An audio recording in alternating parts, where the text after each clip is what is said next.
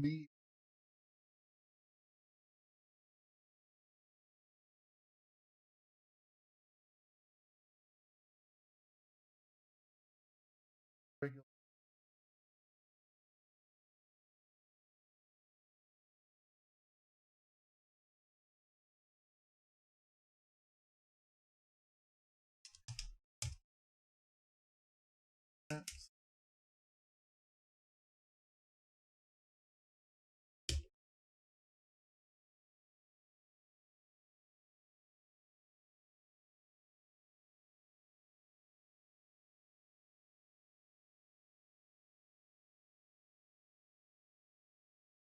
Okay, so I'm streaming now, and I'm having a little issue. I was going to delay streaming because of this issue, but I'm going ahead and trying to figure out what the issue is.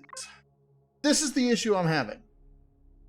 When I click on it, it says line 5, column 1, index 102 of something.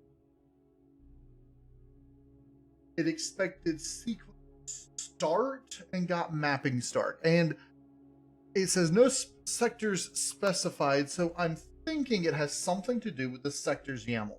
Because that's the last thing that I modified, really. And so I'm trying to figure out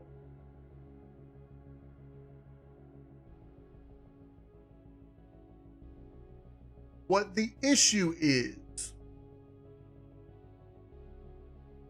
And I have no idea. Because the last things that I did is I added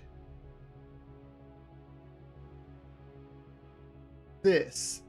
If it is here, it could be any of these 3 entries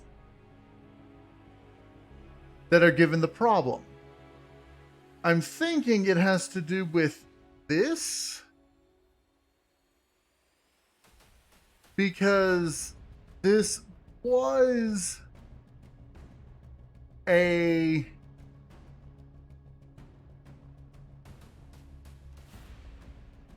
let's see, this was a planet that I changed, but the issue I'm having, the real issue, is that I don't know if I have to restart the game every time. I don't think so, but I have no idea.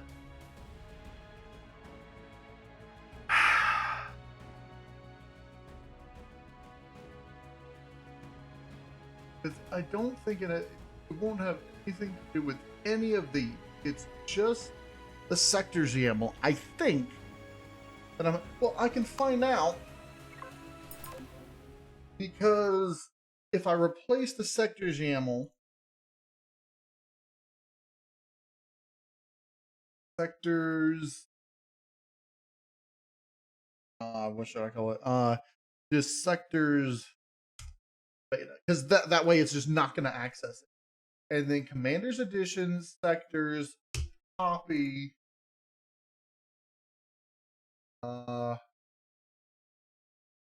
paste. Okay, now the sectors YAML is the same for, reload it, is the same for the Commander's Edition, which works, and the other one that does not. So, now, Commander's Edition. Okay, you see, it is the sectors YAML. And so that means, because this had the Junkyard Snow and that means that something in here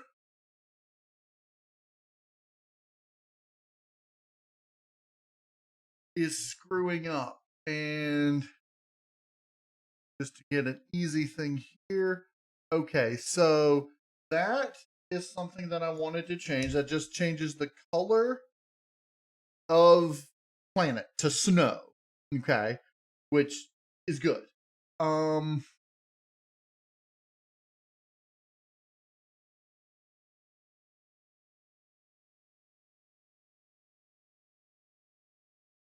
guess it's because of this. Okay, so that's fine. All right, so here's what I'm gonna do. One at a time. I'm going to add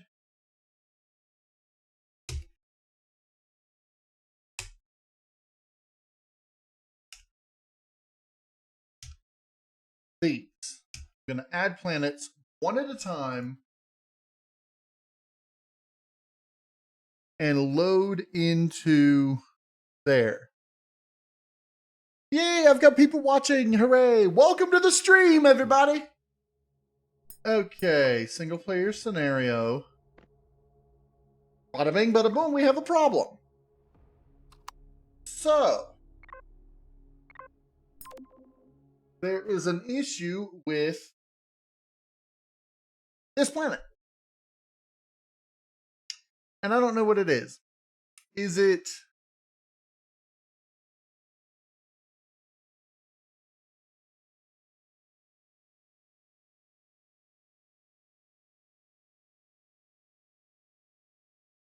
Is it not finding the play field?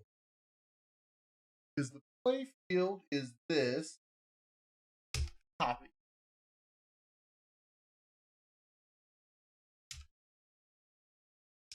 Okay. Is it having an issue with the coordinates? Is it having an issue with...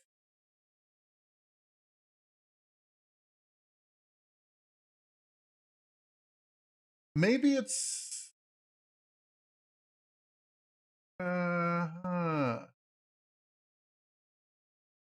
Maybe it's this. See how this has color in apostrophes? This does not. I don't know. It could be. It could not be. But everything else has the color in apostrophe. This may be it. That could be it. Right there. Just like that. And those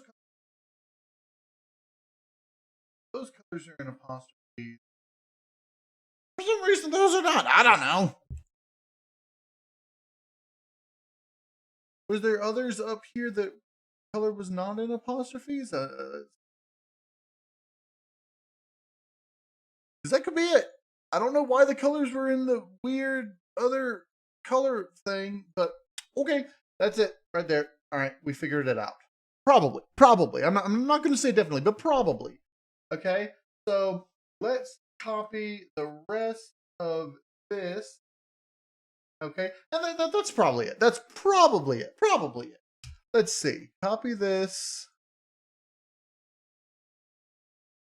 Paste it there. Save it. Now that the color is in the apostrophes and not, we're going to just close this. And I've got everything I need over there. So star salvage, sectors, we'll just delete that. Okay. Now everything should be right. Okay. Does it work? Start single player scenario. Hey, that was it. Okay. So syntax. It's just YAML syntax. All right. So, hello everybody. Welcome to KnowItAllDM Entertainment. Thank you for joining me tonight. I hope you guys enjoy what you see tonight. And today we are going to be doing some testing in my work in progress scenario. We're going to be trying to not just test, but update and everything. The main thing I'm working on right now is adding the PDA missions to the Snow Orbit starter. And I've got I don't have them all added just yet. Let me see if I just export what I have and PDA over to PDA, and dialogues into dialogues. Now everything should be fine. Okay, so everything that I've got updated to the most updated update is updated in my work in progress version. This is not the version on the workshop yet, but it will be as soon as I get this working, because this is sometime this month, hopefully the first half of this month, I will have this update implemented in the publicly released version of Star Salvage, in addition to the Commander's version, which is updated once a week. So, co-orbit, which is the orbit of the planet. Unfortunately, there's no description because, well, Elion hasn't gotten around to allowing space starts to have this, but eventually they will, but they say it's not a big deal to them, so whatever. The description will be on the workshop once it's posted. So, anyway, we're going to go ahead and start. Little backstory, I've added storyline to all the starts now, and so we're going to have, we're part of a cryo ship that was launched in the past, about 200 years before the main story of Empyrion takes place, but arrived in the Andromeda Galaxy 400 years later, so about 600 years after they launched, they arrived, but only because they traveled through some sort of spatial distortion through space-time. What they call the anomaly, because they have no idea what else to call it. So, in any case, we're going to get into the game and probably have some errors that pop up along the way. Emergency situation detected. Termination of suspended animation complete. Welcome back, KnowItAllDM. I'm afraid I must inform you we have not arrived at our intended destination. Thank you, Sasha, for that thrilling... Anyway, internal sensors indicate there are numerous non-human life forms moving about the aft sections of the ship. Furthermore, it seems the UES Speedwell has been towed to some sort of space junkyard, as external sensors detect a large amount of debris composed of materials not found in any of the United Earth Fleet's ship.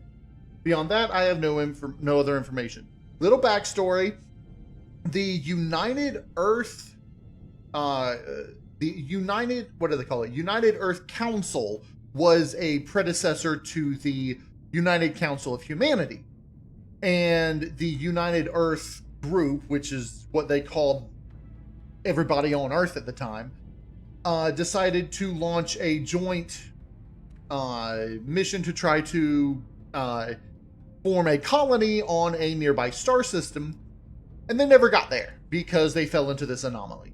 So, perhaps one of the consoles in this module contains some information about the situation. All right. Hey, look, it's a working console right there. So we are on a cryo ship. Little visual on what the ship looks like. There you go. Let's see if we can get a longer look at that. Okay. So you've got the bridge, and then you've got these modules that are detachable that each attach to a central connection point, I guess. They call them connectors. And so we've got the cryo modules, that's a cargo module, that's a cargo module, and then you've got the engineering section in the back. And as you can see, we are in fact in a debris field. Interestingly, you can just gain experience by looking at all the debris.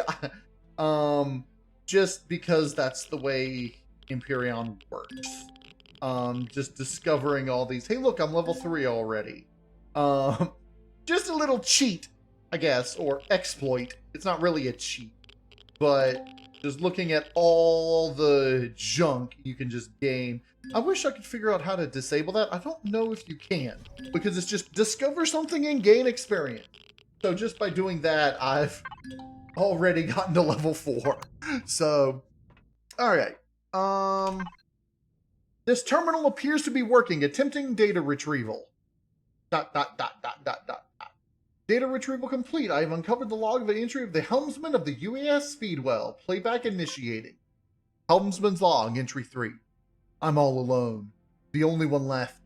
Captain Dominguez managed to eject cargo module 1, but was immediately gunned down by one of those aliens. I managed to lock the door to the cargo container and eject the cargo module.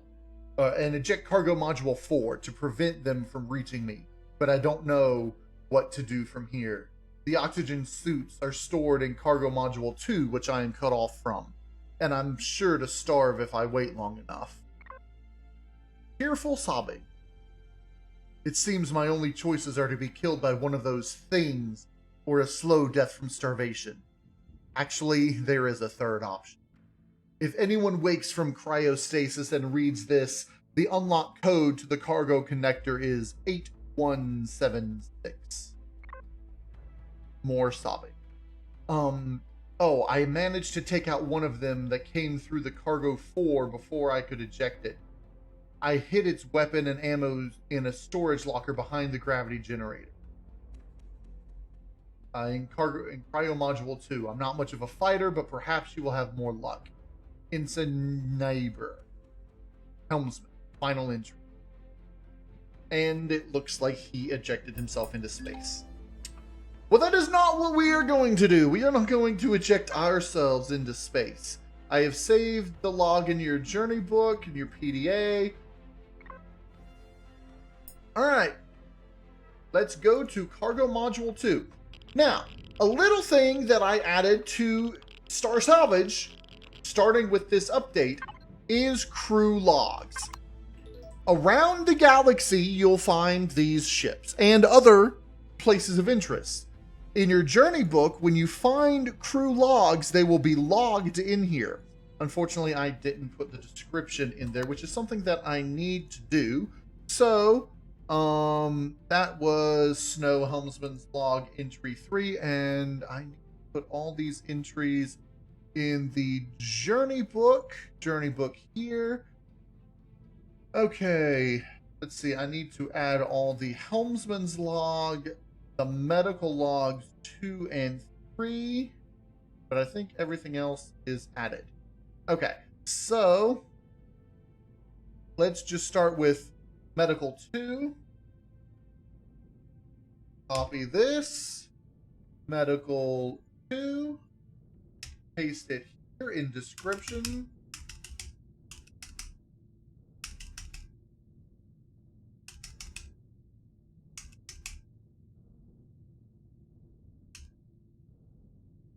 Rid of all the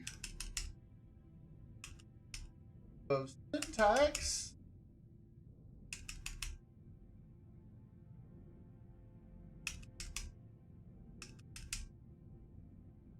There we go. Now we have a very nice medical log.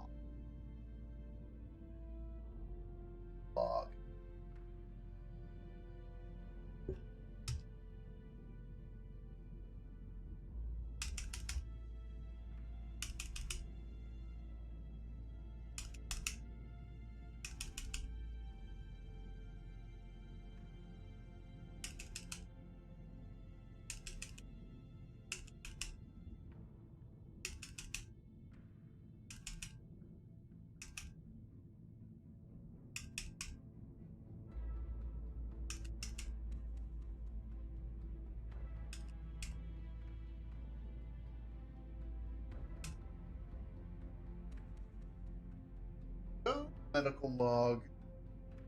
That's medical log 3. Medical 2. Alright. What is there? Oh, there's 2. Helmsman's log 3. Right. Because there's 2 separate ones. One for the people who start there. One do not, because it is a mission one.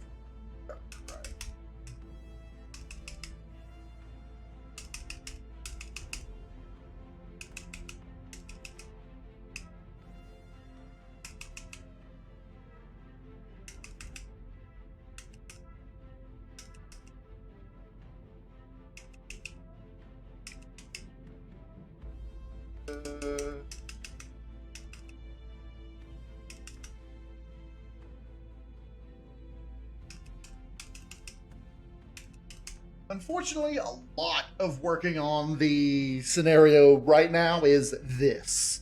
Working on the PDA and working on conversation. So it's something that has to be done, and it's got a lot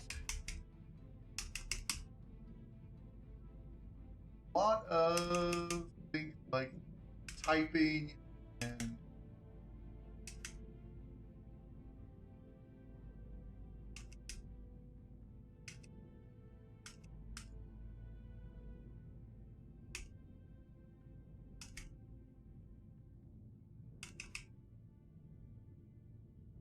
Helmsman's log 2, and then finally Helmsman's log 3, which once I get it into here, I can just copy it from here to the other one.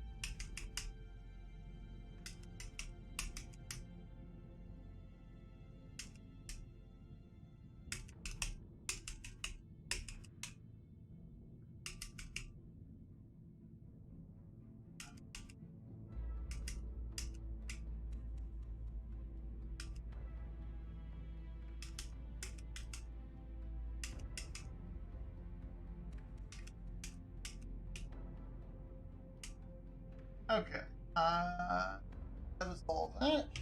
Copy. Paste. Okay, all of it's in the right place. I'm going to go ahead and just export it and move it over. Downloads PDA. Here. Okay, now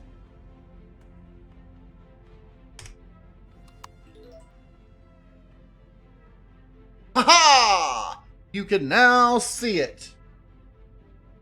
And that will give us our code, which I have memorized, but for the sake of people who don't have it memorized, they're going to want to, and then escape UES Speedwell, that's what we're in right now. So,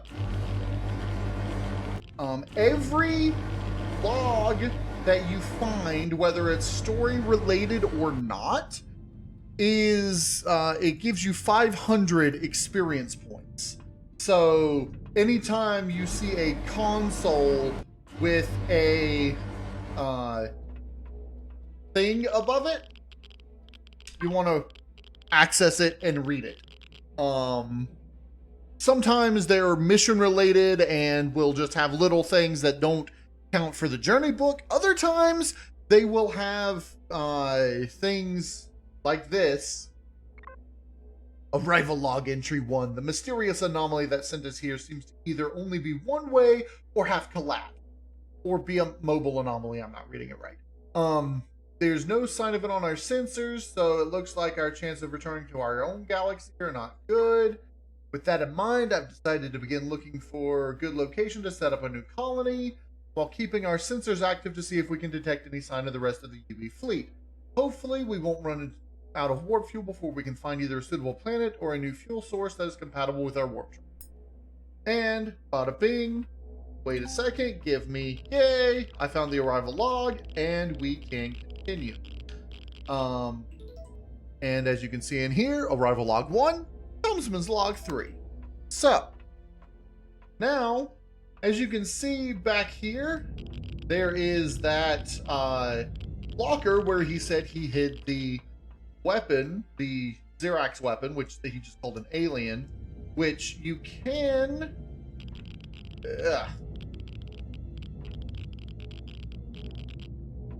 get over here and access Xerax Shotgun, another new feature that I have added to Star Salvage.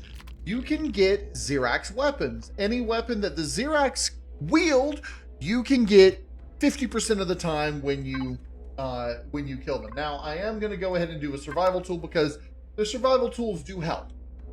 Now, unlike in other scenarios, the Xerax weapons are not that good. And that's because they do exactly the same amount of damage and everything as they do when they're in the enemy hands. So, this shotgun here only does 50 damage, whereas a regular shotgun does 100. The Xerax assault rifle only does like 18, 17, something like that, whereas the regular assault rifle does like 75. So they're weapons that you can use if you want. They're just not as good. So coming through here, we're just going to come into here to get the final log. Or the final of the 3 that you can before going into fight the Xerax.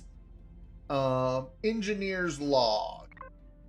Engineering log entry 1. I'm amazed at how well the ship held up through the anomaly. We suffered very little hull damage, and what internal damage we did suffer was easily repairable. Captain Dominguez has decided to begin searching for a place where we, and hopefully all the other UE ships, can set up our colony. I have my reservations about pushing the engine so hard just after emergence from the anomaly. But as long as we don't go too far in one jump, we should be fine. Ensign Vaughn. So that's an Engineer Vaughn. That's so. In here, we have an emergency teleporter. Yet another thing I have changed. So, one thing, the biggest issue I have had with Empyrion is the respawn mechanic. Not the mechanic itself, but how it's flavored. In Empyrion, you're a clone after your first death. You may be a clone to begin with, we don't know, but after your first death, you are a clone. Now, it doesn't explain whether your mind is somehow transferred to the new clone, or whether you're still dead and just a clone of you who thinks they're you continues in your place. Really, really creepy and unsettling. In here, I have a slight modification. The clone chamber is now an emergency teleport. When you are critically injured and about to die, you are emergency teleported to the emergency teleporter and given a boost of adrenaline or whatever to bring your health back up to whatever. Okay? That's the way it works. And so, within the game, you're always still yourself. You're never some clone of a clone of a clone of a clone. Now, you may be asking yourself, well, what about the spawn nearby mechanic? Well, thematically, I have it like in the lore, which I haven't actually added yet, but will eventually be added into here. I am going to add a lot into here that is just Star Salvage related. There's going to be nothing of the original Imperiopedia left, just the lore and the changed mechanics of Star Salvage. And within that lore, it's going to be that every person who was on the United Earth ships, which everybody is going to be, except for like the ones that want to do no storyline playthroughs, which are going to be added eventually and, you know, whatever. But, which I don't know why I'm waving my hands in person. You can't see it. But anyway, the United Earth people who have come through the cryo ships, who have come through the cryo ships, were implanted with a teleport chip, an emergency teleport chip. And as you can see in here, it's set in the medical where you get the emergency teleporter. It says it maintains a lock on your emergency teleport chip and teleports you to it when you're severely wounded. So when you're severely wounded, your teleport chip activates. If there is a clone chamber, you have the option, or a emergency teleporter. If there's an emergency teleporter that you have access to, you can choose the option to teleport there. If not, your emergency teleport chip will teleport you somewhere nearby, give you a boost of adrenaline or whatever, and heal you, and that's why you can spawn nearby. It's actually got game reasoning. So anyway, that's just a little thematic thing that changes absolutely nothing about the way it works, that I implemented because it makes me feel better. And hopefully a lot of people will agree with me with that. But anyway, back to the game. Okay, lock code was, what was it again? 8176, yes! Okay, so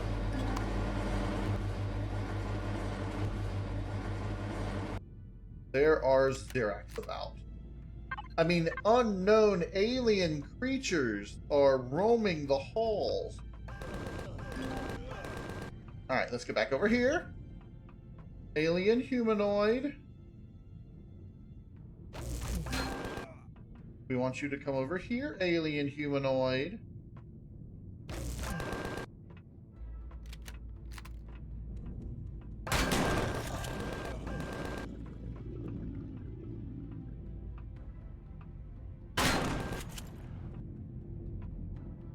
Usually I can do this without getting hit. I have not been doing very well at that.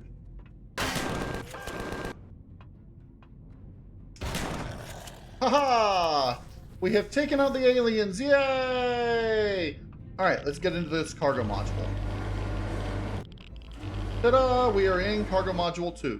And now you see this. This is our new ramshackle healing station. Under normal circumstances, only a medical specialist can craft the healing station, the health station, the medical device blocks, which I've changed icons for, clone chamber, that sort of thing. But everybody, if you collect enough medical scrap, can build a ramshackle healing station. Now, this is only good for one thing, restoring your health. But you just do it by standing in it. Hey, look! I'm healing! Yay! Okay, so open our PDA, and it goes this. It seems someone that, in addition to a constructor, someone has set up a ramshackle healing station in this cargo module. This would make a good fallback point while we try to clear the rest of the aliens from the ship. Once you've taken inventory of the cargo in this module, I suggest you continue to search the crew logs for more clues as to what happened and how these aliens got here. Sounds like a plan! Due to the hostile nature of the current situation, UE Protocol allows you to forego basic training and select a specialization immediately. There are 4 types of specializations to choose from, and it goes through all the 4 different types, like the rest of the starts do. Which one should we start with? I'm going to do engineering, because why not? You have unlocked the engineering specialization. Now, I've unlocked engineering. I can do resource gathering or engineering. Let's get the multi-tool. That's the first thing that you want to get, is a multi-tool as an engineer. The next thing I'm going to be working towards is this, which is a little bit of armor, but probably by then I'll have wiped out all the aliens. Maybe not. I don't know. Light environmental armor is going to be the next thing I want to get. So I'm going to have to get some stuff to build it and get to level 5. Also, eventually I may want to build a small vessel, unless we can make our way to the planet elsewhere, because we are in orbit around a snow planet, Top. And so, in any case, let's grab our oxygen suit. Now, the junk rifle. The junk rifle has been severely underused, or underutilized, underappreciated. So I've done a couple of modifications to it. First of all, yes, there's a Xerax assault rifle. We talked about the Xerax stuff. Okay. We've got oxygen suits, which don't grant any armor or modifications to speed or food or anything like that. It just gives you the oxygen and jetpack. The jetpack's worse than other suits, though. So we've got the Xerax assault rifle and a lot of ammo that we picked up from the enemies. But the junk rifle originally, for the last several, since I put it in here, was actually worse than the survival tool. So what I've done, I reduced the survival tool's damage by 2 points, just 2 points. And the junk rifle, I've kept its damage the same, but I've increased its capacity. And I've given it a semi-automatic or automatic. Semi-automatic allows you to fire it like a pistol. Automatic fires it more like a rifle with automatic fire. As opposed to like automatic fire with a pistol was. Automatic has a faster fire rate maximum. So it goes pop, pop, pop, pop, pop, pop, pop, rather than just pop, pop, pop, pop, pop. It's a little slower, different, whatever. Semi-automatic has less recoil and less bullet spread. Automatic has more recoil, more bullet spread, but you can just continuously fire. So if you're wanting to fire at range and get accurate shots, you want to pop it into semi-automatic, and you can just go pop, pop, pop. If you want to put it in automatic up close, pop, pop, pop, pop, pop, you can do that. So anyway, let's go ahead. We're gonna grab all the stuff we can. There's a repair tool, electronics, computers, that, okay. And then over here, another repair tool. We're gonna put all this into here. These actually we'll put into here since we're not gonna use them right now. This is where we're going to have our main stuff because that is the inventory for the constructor that we have going on here. Grab these and that. That's nice. This and this and that. And I think that's all there. Did we get this? No. Let's go ahead and do that. And this. Okay. So now we have some stuff. Do we have the stuff to build that? Not yet. We need optical fiber. Okay, so there's two options now. We can either continue fighting the Xerax, or we can take a look outside and see. Let me just grab this real quick. I'm just going to skip over it because you guys can read that on your own when you play the game. So, okay, take a look around. Do we have any junk relatively close that I could get? Nothing major. There is a small vessel right there that we could start trying to. Ooh, what are you? Polaris Albatross. Yeah, there's not really anything. Well, that is relatively close. And we might be able to get some stuff out of that. So, oh, right. Let me come out and then back in. Because there's something that I did here. You'll notice the gravity generator was off. And that is so that you can do this. And you float in space. In single player, it's great. It gives the feeling that when you eject from a space thing like this, that, you know, you're floating in the air in space, and then gravity takes hold at certain points. But if in multiplayer, if you're inside and someone else goes out, it sort of cuts off the gravity generator on you. So, let's grab this engineering thing, which it's got the little thing over here because it's really this way. This is the proper way up, but this is actually going to talk about the teleporter and give us the code to activate our teleporter, which is not going to be necessary if we wanted to. Okay, this is probably our best bet for a connection. All right, we need what's it, electronics or optical fiber? Optical fiber, I believe. So let's just quickly come over here, see if there's anything that can give us optical fiber. There's a lot of stuff. I'm really just looking for things like lights that don't take a whole lot of Alright, which way do we need to go? We need to go back this way. Yes, yes, yes. I'm getting colder, getting colder. Hop into here. I should be fine. Okay. And... Okay. Because my health is so not good, let's go ahead, give ourselves a little extra help, and we'll just sit here for just a second and heal up. So, while we're doing that, let's take a look.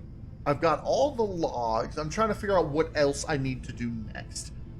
What I've been working on, mainly, is the exploration missions are what I need to test. I'm not an explorer because I didn't take the explorer because I just didn't. Anyway,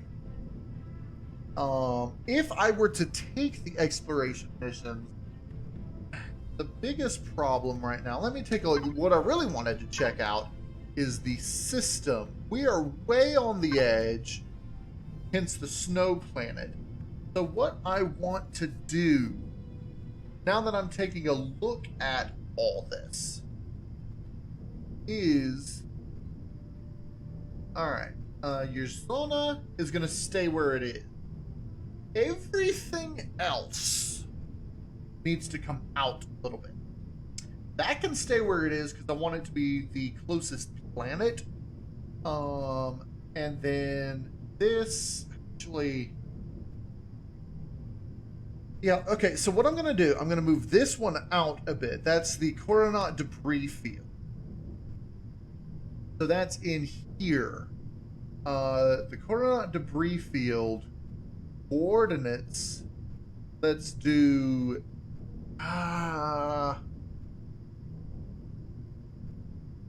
let's put that at a 9, put that at a 13. So it'll bring it out a bit. How far out is Taw? Taw is 237 at max. So we need something close to that and 181. I'm probably going to put something that you have to jump to here. I don't know. This I actually want a little bit closer. We'll put that at a 2 and a 1. But then... this, we can actually... we can put your Sona out further as long as we invert this from that. So if I do this and put this at like an 8 and this at a 4, it'll actually push it out a little further. So that should put this planet somewhere over here, and this planet should just go in a bit. Somewhere around here. That one will probably stay around where it is, which is actually great. This, I think, because we expanded, it should pop out like out here somewhere, which means I'm going to need to put something over here, probably the derelict station sector. And then I'll need to put some things connecting them because right now they're just too far away. There are no warp lines at all. So I'm going to need to put something in between that'll give us the warp lines we need. Okay, we are ready. Let me... all right, just to make this interesting now, we're going to go ahead and do a little bit of Xerax killing.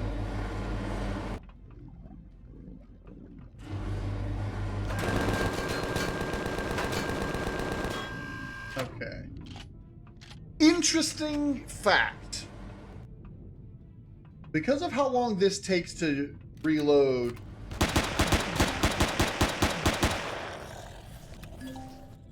the junk rifle is just better if you properly reload it. Okay. So the next time I go over to the derelict ship, I'm going to want to get some more...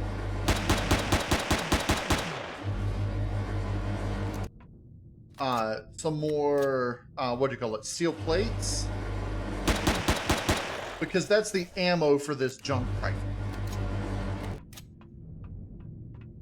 Now, you can't ADS with it, which is the benefit that this assault rifle has. There is no scroll zoom on it, so you just have that, and and this has a longer distance.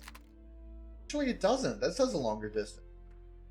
I don't know. It's an assault rifle. I mean, if you do get the junk rifle from here, so I don't know. But okay, back to this map here. So like I was saying, I need to add something around here so that we can get from here to what's gonna be this, which is gonna be like out here somewhere. Hopefully, maybe. And eventually what I'm going to do is, like I did with the other systems, is make it so that any warp lines that go through the sun are denied, so that you have to go around the sun.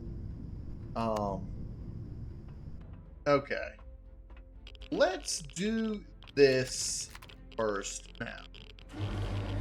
Let's pop over here. Pop through here to get our temperature reset. Okay, and then we're just going to pop... Where is it? Over here. And we're going to see if we can get some optical fiber from something.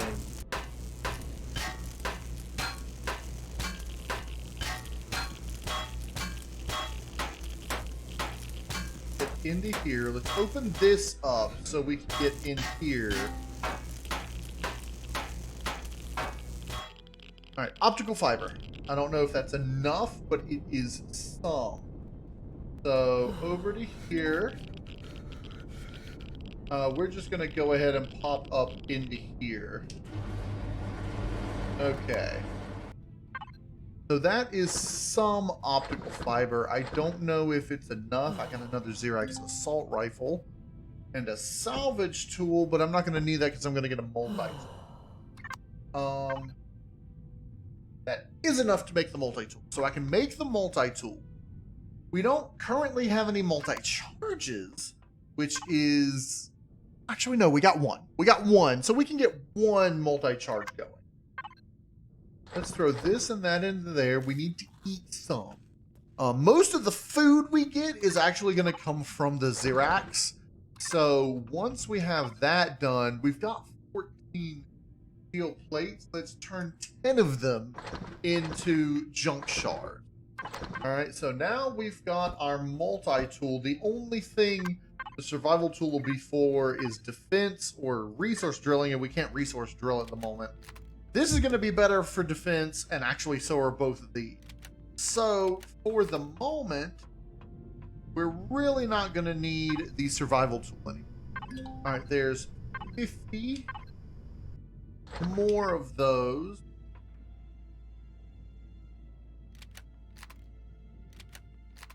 Go. So now we can come through here and try to take out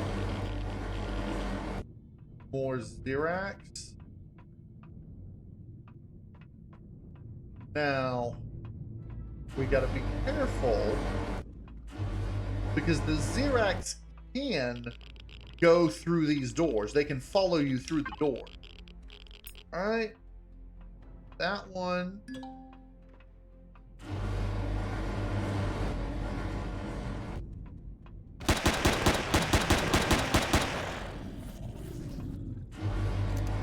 Okay. Now, all of these, you'll notice that you can actually sleep in these. I have 3 different types, as you can tell by the colors. The white ones are empty. Let me do this. So, cryo chamber empty, cryo chamber failed, and then there are the other ones through here where the Xerax didn't get to, these blue ones are cryo chamber occupied. So any of the blue ones would theoretically have people in them. So let's go ahead and get back here. Get that. Because it says search crew logs. The only crew log that really matters is the one that's in engineering. So we got to make our way there to finish this anyway. All right. Hear them. All right.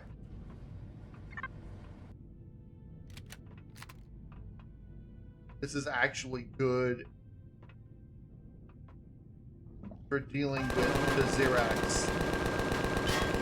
Like that.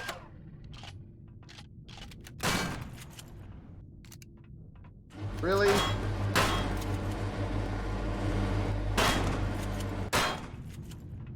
Really? Really? You're gonna do that to me, huh?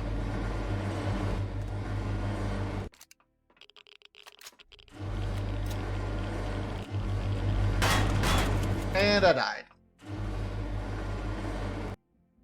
Okay, well, that's fine. I mean, my emergency teleport chip, as you can see, when we die, nearest emergency teleporter, or use your emergency teleport chip.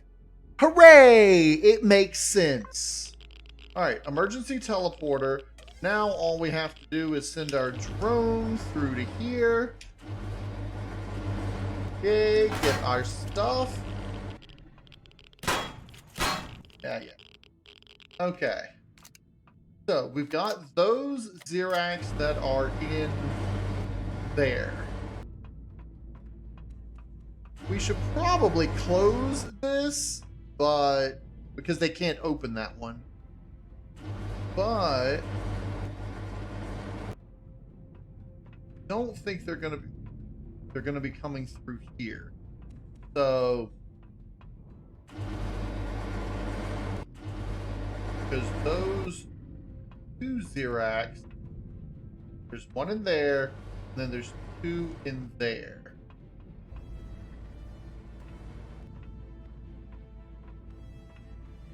Okay, let's come back through into here where we can pop our drone out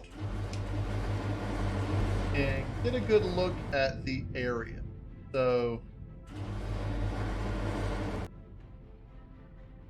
no, I don't want you. All right, these two, there's one there and one over here. Okay, so these two are still in that one, which means that I just have to deal with one over here.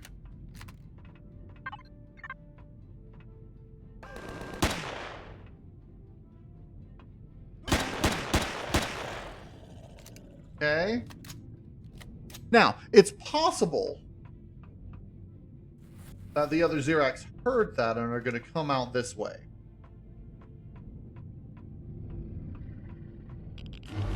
But it does not appear to be the case. Now, because I'm at a distance,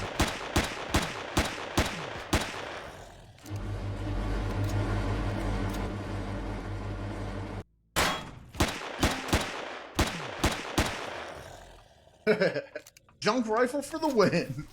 Because I'm at a distance, their shotguns didn't do nearly what they would have otherwise.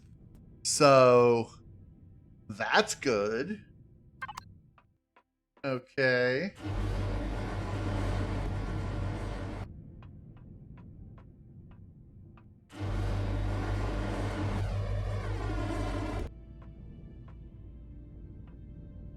Now, those Xerax were from this module that I'm in here. So, okay, we can come over here. Get medical log.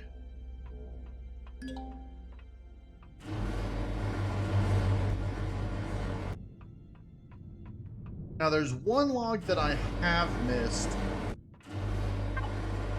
that I need to go back and get all the way at the front. So we'll come on back this way.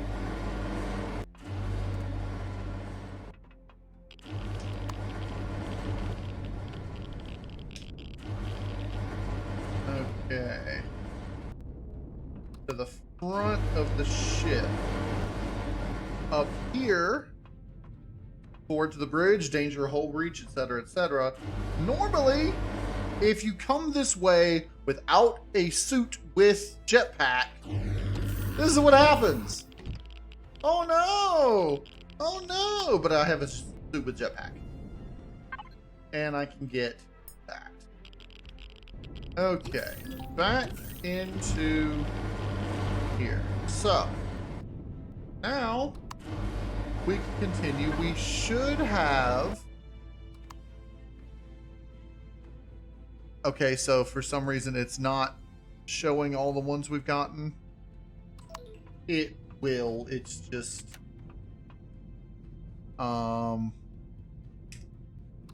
Now it should have just refreshed all of it.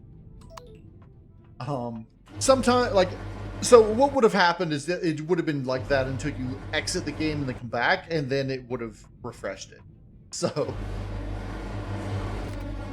Okay, now is going to be the more difficult part, because there are a lot of Xerax in engineering. So you've got those two, which it looks like one is an assault rifle, one is a shotgun. And then there are some in engineering that spawn in. There are some, yeah, everywhere. So what we want to be able to fight them on our turn.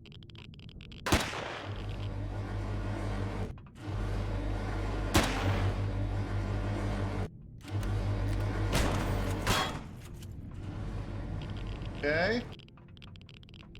Which way are you coming? Alright. That's good. That's good. Now there's more coming. As you can see...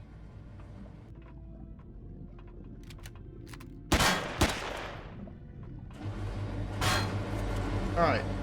We're out of here. Into here. Through here. Medical station. Now... backtrack, see how far they followed us.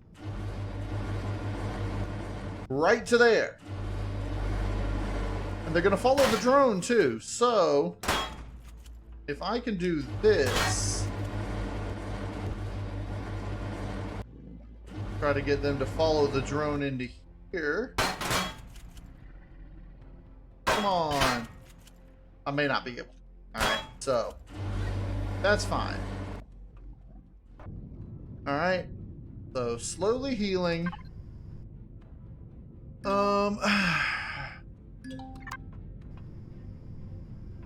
So let's see what we can craft. At the moment, we don't have a lot of stuff to be able to craft anything. What level am I? Level 6, almost 7. So in the engineering tree, the level 5 armor is unlocked. So, what do I need for light environmental armor? I need steel plate and optical fiber. Now that I can get a suit of armor with actual armor, it's probably worth it to try to come back down here and just start salvaging whatever I can and get as much of everything that I can. So we'll start with the bed. Obviously nothing. Anything in there. Some plates. That's going to take too long. Let's eat the soup. We can get this. This. Door. There's a light. Lights have optical fiber. Okay, we're getting a little bit cold. This is the stuff that I was... Okay. So now that we're getting a little bit cold, let's head back to the Speedwell. Let's make it into here. Once we get into here, we can evaluate our situation. Really? Okay, so in here... Alright, we got a little cold, but that's okay. That's okay. We didn't suffer any major thing. We got some optical fiber, we got some steel plates, so we can now make our armor. Alright, let's head back over to here and just head on into here. Okay. Get back into here. Well, throw these in here. Now we can get into here. And we can craft our armor. We can also do an oxygen suit, but we already have one. We don't need another. If we could get that, we could. This has more armor, though. That allows you to carry more if we could find military scrap, which I don't think there's any weapons in the area. So, now we have the option of if we can get some military scrap, we could do a shotgun. We'll find a lot more scrap once we get down to the planet. So that's going to be a major thing that we want to do. Environmental armor.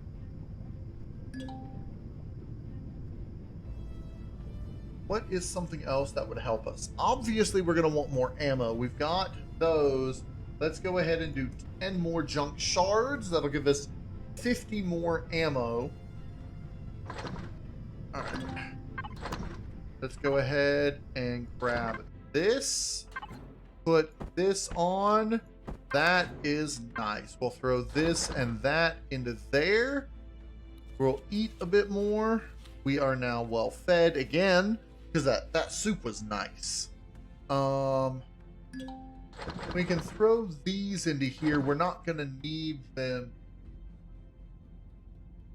Interesting. That used to be stomach pills. Now it's painkillers. I didn't change that. I don't think I changed that. Medical. Yeah, I don't think I changed that. I think that was changed. That must have been changed, and I didn't notice it. So, okay. Let's do this. I like having item type sort up. Okay, and we'll do the same. Okay, so we can get a sense of what's in here. Let's grab that. Okay, we're fully healed. We're well fed. We can now...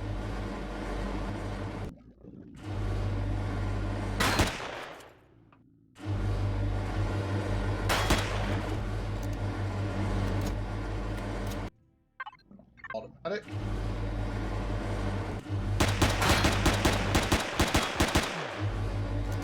You gonna come get me or what?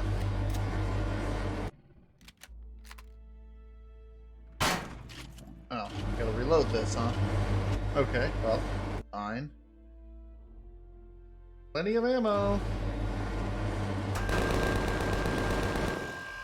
Alright. Other guy.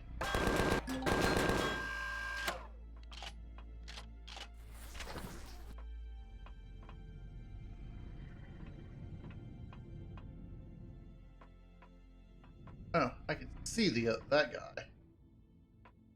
All right, this guy.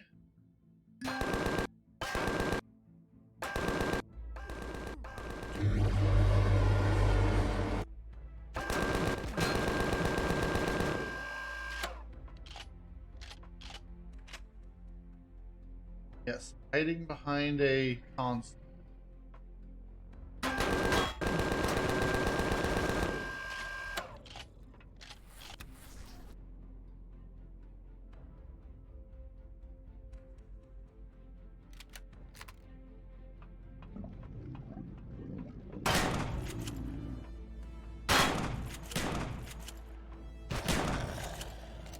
Okay, shotgun to the face. Very nice. Okay, Now, we have another shotgun. Yay. Okay.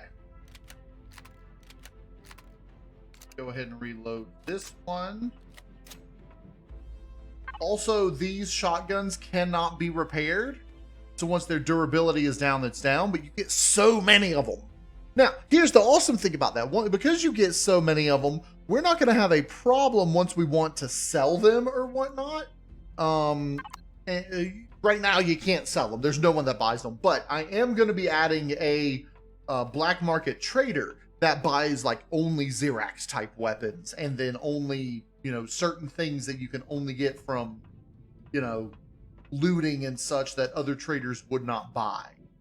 You could also throw them into a deconstructor and deconstruct them down to their basic stuff, but they just have the same mechanical components and everything as a regular shotgun, regular assault rifle, etc.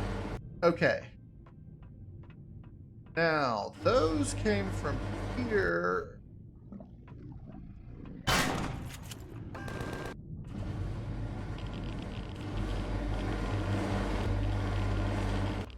Alright. You gonna follow me?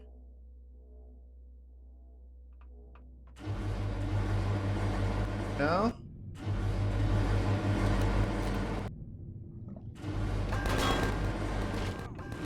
Oh, really? Well, that's not good. Let's bypass them this way.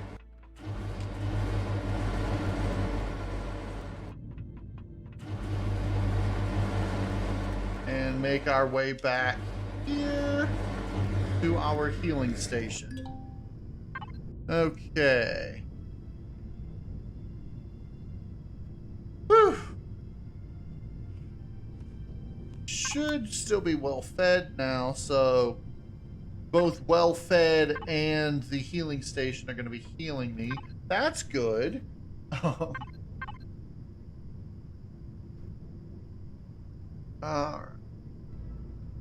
Really not much I can do right now, but wait. Let's go ahead and put this in there. We don't need it.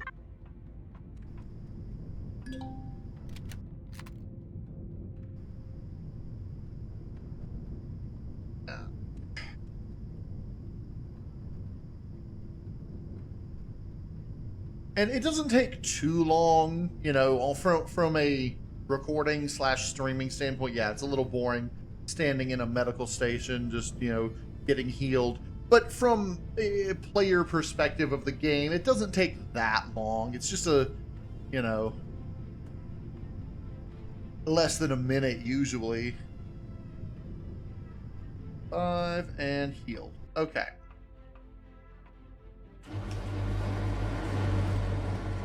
I like doing the doors manually from a little bit of a distance so that I can control when they open. There you are. Okay.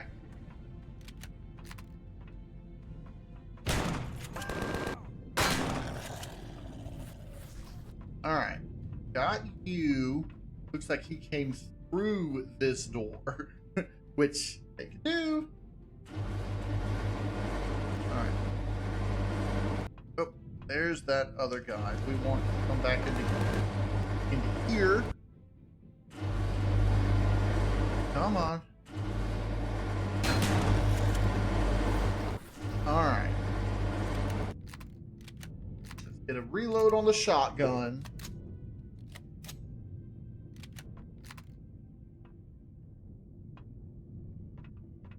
Listen for the Xerax. They're not on this side, so they're not going to ambush me there. I don't think they're on this side, so they're not going to ambush me here. Okay.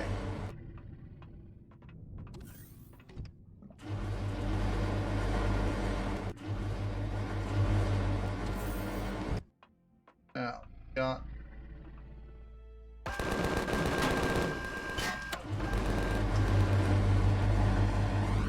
Alright. Those are assault rifles. So many Xerax.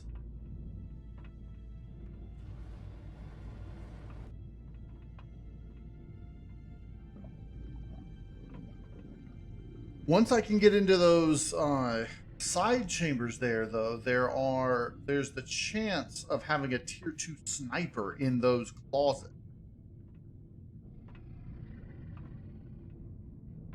Really want to leave the stairs.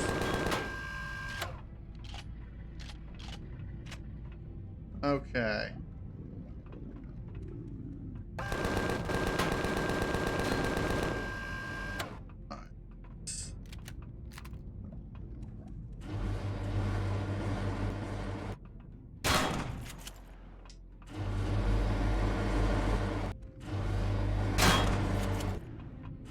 I think I'm firing too early. Did he come in here? No, he went back that way. Yes. Yes, yes. Good, Xerax, Xerax.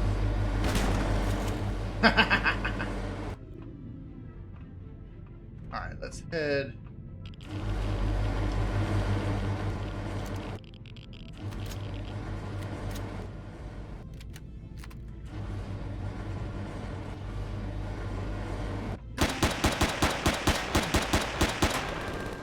I don't have a whole lot of damage, so...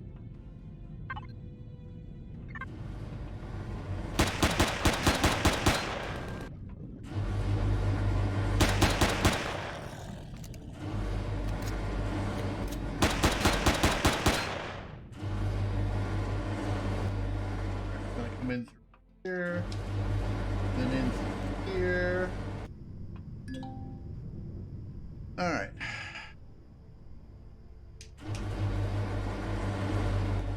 Does Xerax follow me? I don't think so.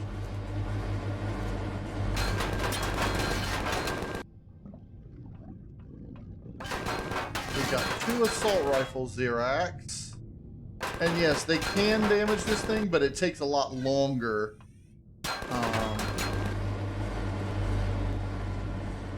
One shotgun blast will do it. Okay, we're almost healed. Still well fed, so I'm still gaining. Alright, we'll come on through here. That's reloaded, that is not. Let's go ahead and reload this. Now, most of them are assault rifle Xerax. The 2 closest ones are anyway.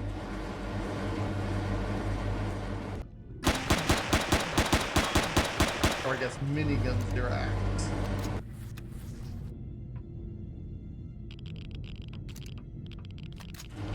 Not finished with that?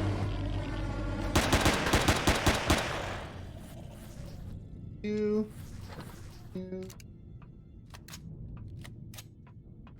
Okay, so that's 1, 2, 3. I think there were 4 that were coming after me.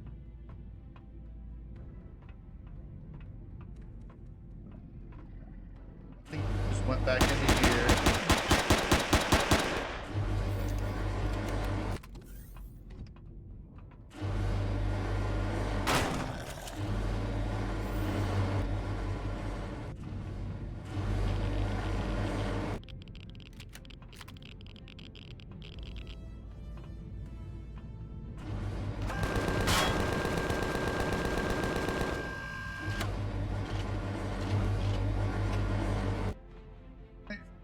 Loading. These things take so long to reload. Okay.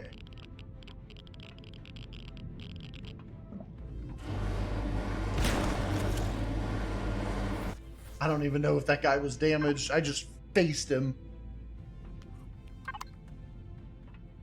What about you?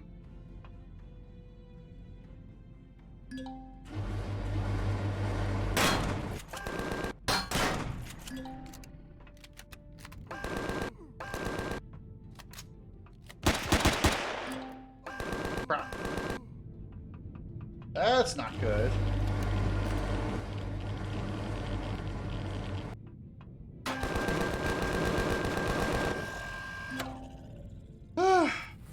Alright.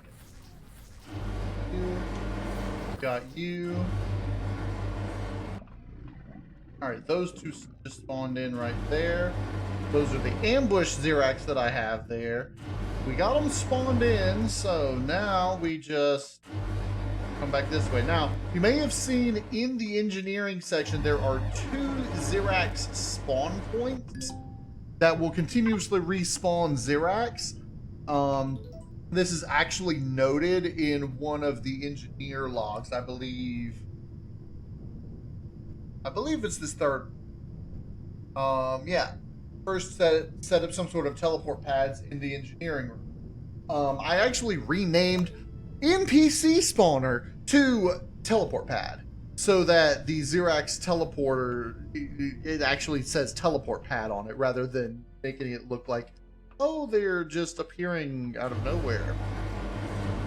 Some of them do still spawn in out of nowhere, and those are not the teleport, like without the teleport pads. Those are the ones that are supposed to have already teleported in. Let's go ahead and get a reload on this. Oh, I am out of my good ammo. And by good ammo, I mean junk rifle ammo. So, let's see. Do I have... I don't have a whole lot more.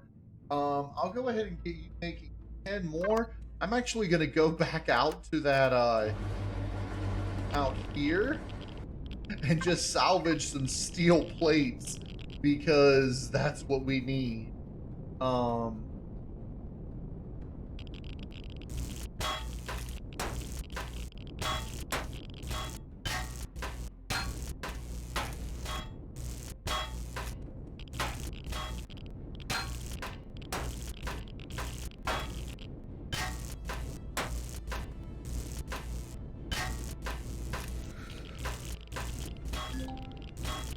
Alright, now that I'm getting cold, I'm just going to head on back. I'm going to go ahead and pop right up into this.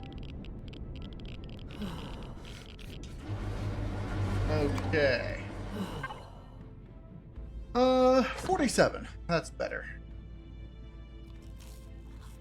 Okay, and I can drink that if I get too cold. So I'm gonna do 30 more. That should give me a decent amount of junk rifle ammo. While we're waiting on that to craft, let's go ahead and just sit here. Get healed.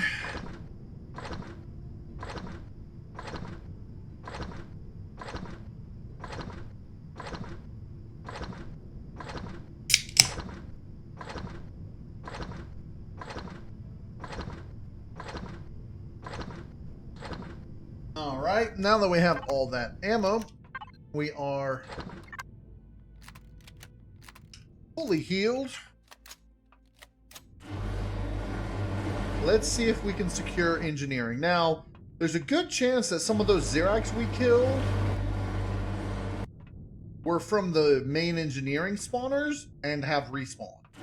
So let's see, there's a guy here.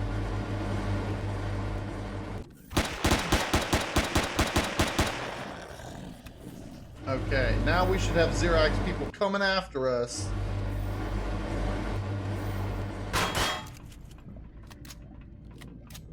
That's right.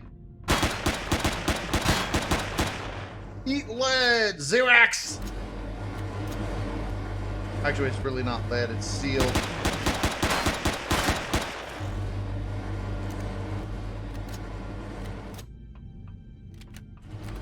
Oh, that's not reloaded.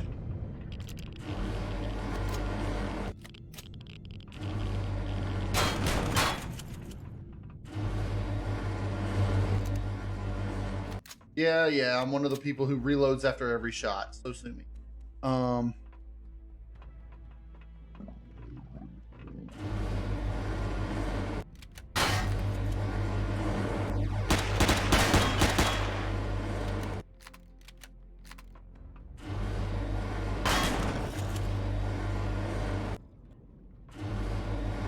Ha! Stupid Xerax. They just let the doors close on them.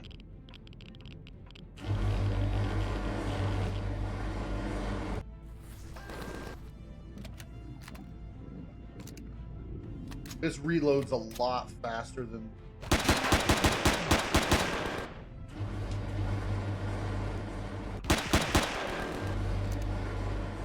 Alright. We gotta go get a re-heal.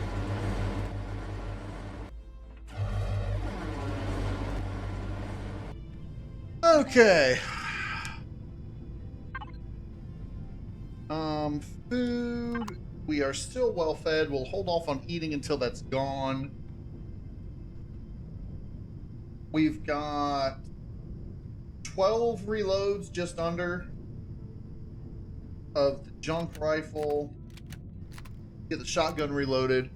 We want to make sure everything is reloaded. This, I do want to keep on defense mode because it does do a little bit, but I want to make sure we have junk rifle and shotgun. I don't use this a whole lot. This is better at range. It actually has a better bullet cluster. But we're also going to want to try to save this ammo because this is going to be useful later. So, okay. Now that we're mostly healed, let's just finish. Let's finish. Alright.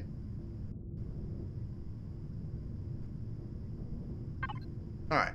Fully healed. Now, shouldn't be any Xerax this way. They should all be... Yeah. Right here.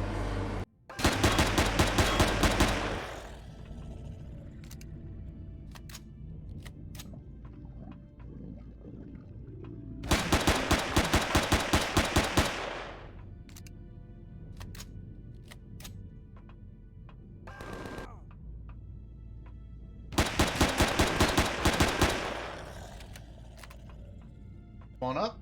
Come on up.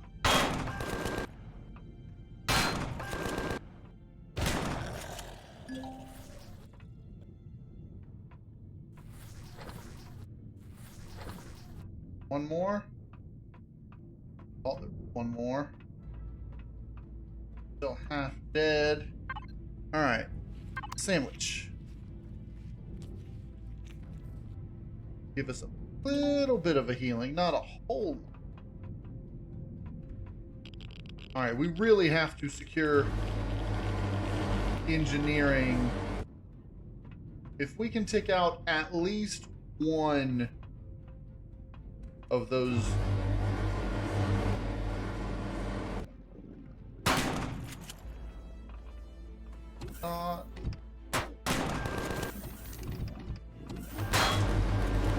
Alright, we gotta reheal. We gotta heal. Maybe we can get a few good shots on some of them. Yeah, we gotta go. We gotta go. Those are shotgun Xerax. Shotgun Xerax up close are no bueno. Okay. Slow but effective healing. Look at all those. Look at all those.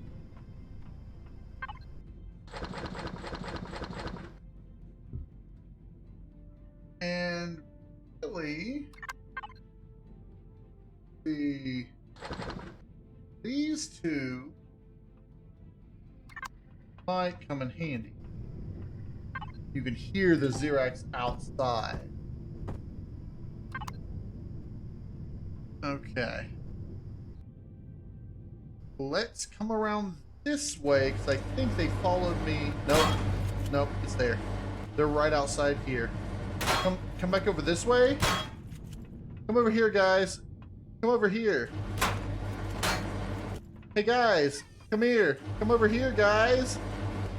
Come over here, guys. Come on. You know you want to. You know you want to. They didn't want to. Okay. Oh. Because my thing disappeared. Come on. I gotta come out here before the grav generator will reactivate. But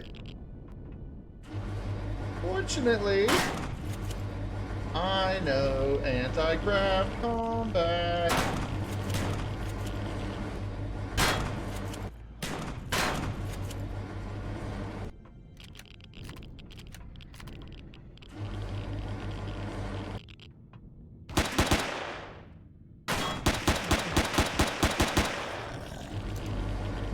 Alright, let's get into here. This is where the teleporter is, and a lot of loot.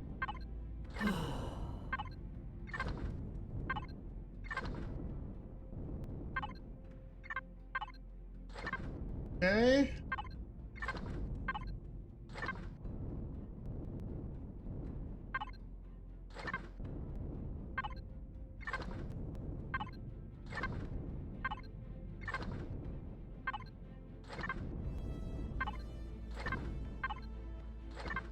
Look at all that. Look at all that. Okay. Here.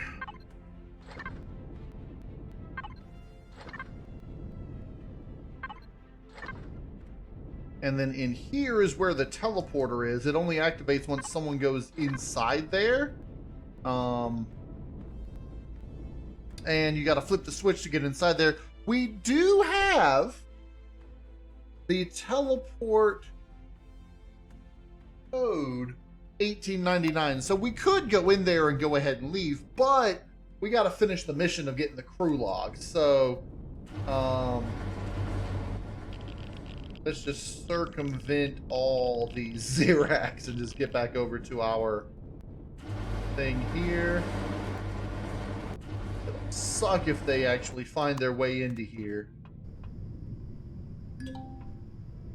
Get a little healing started, and then... look at all these repairs. Salvage tools and all that. Okay. So, now we can actually start building some things, and as an engineer, I could build a small vessel. So I have everything I need here to start working on a small vessel. Not going to do it yet, but I could. Really, I'm just going to take the teleporter.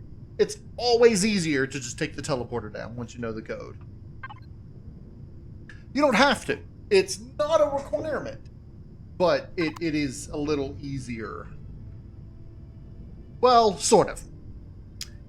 It's easier to get to the planet. Once you're on the planet, because of the temperature and everything on the planet, it's actually harder. But if you start running out of food up here once you kill all the Xerax, well... Okay. I gotta hurry and take out some of these Xerax, or we're gonna have issues because they're gonna respawn.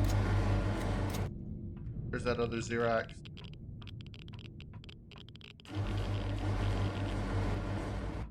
What?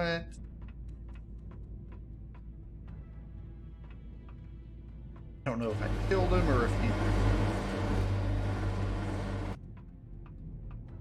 Okay.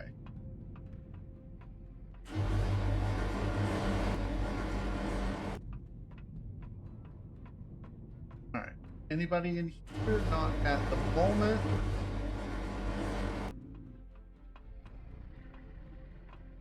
Okay. Nobody up here. Good. Detox kit. Pulse rifle. Much better.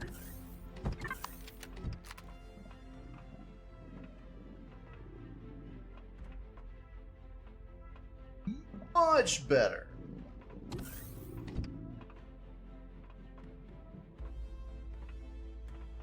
Okay. A drill. And another drill. Okay, well...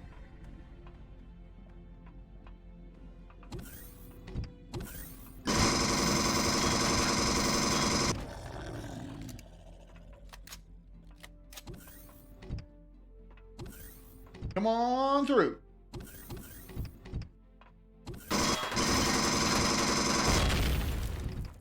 Alright, we got one of the teleport pads down.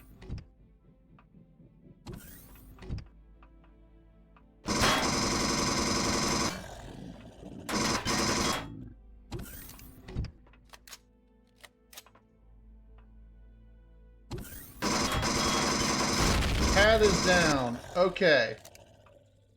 I think that's all the Xerax. There may be one wandering about the rest of the ship. Alright, but we have a refrigerator now and a food processor, which is good. This means that if we find some stuff, that we can use it, and we can eliminate any radiation we get, any bad trips and stuff, we can toilet. Okay. Another detox kit. Alright. This is what we've been waiting for. All that, we should have never answered the distress call. As soon as we entered orbit, we got attacked, blah, blah, blah, blah. We'll do what we can to fight them, but it seems the distress signal coming from the planet was nothing but a trap. So the Speedwell answered a distress call, got ambushed, but apparently it was a United Earth distress signal, which is weird. Very weird. Because we're the only ones that we know of in this galaxy. Of course, it's 4,000 years after the events of the vanilla events of space. Hold on. Hold on a little bit. What's up? This is arrival log 3. If one space, single space, could have made it to the planet, perhaps we could have stood another chance. Yay, that is the final log, and it seems the distress call that lured the Speedwell into orbit is located somewhere on this planet's surface. If we want to find out more about the origins of the signal, I recommend to find a way to the planet's surface. Time to make planetfall. Okay.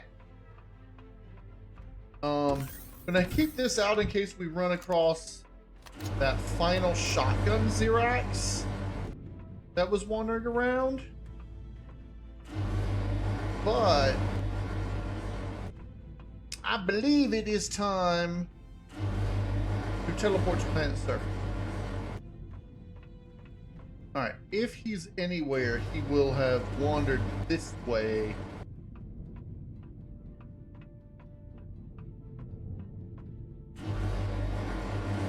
I don't see him anywhere. It is possible somehow I killed him or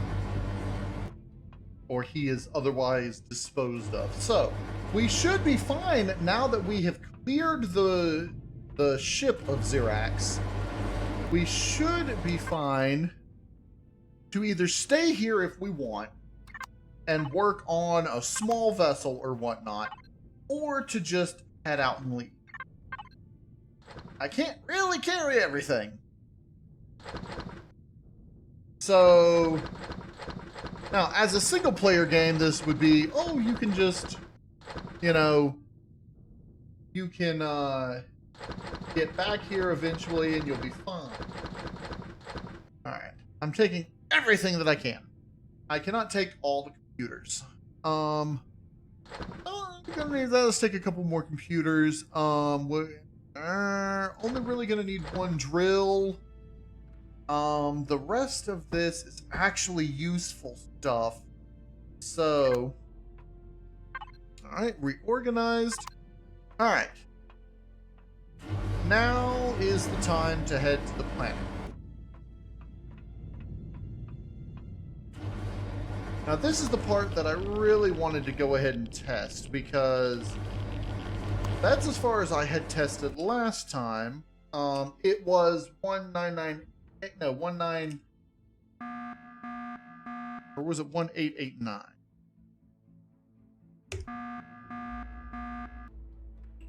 What was the code?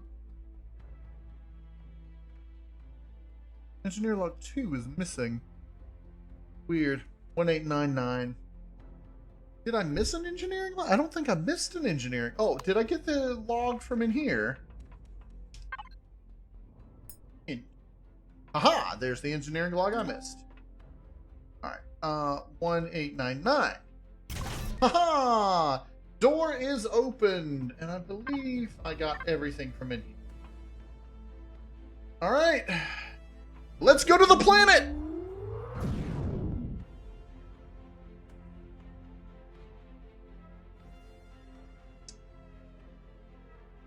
All right, we are on the planet via teleport pad.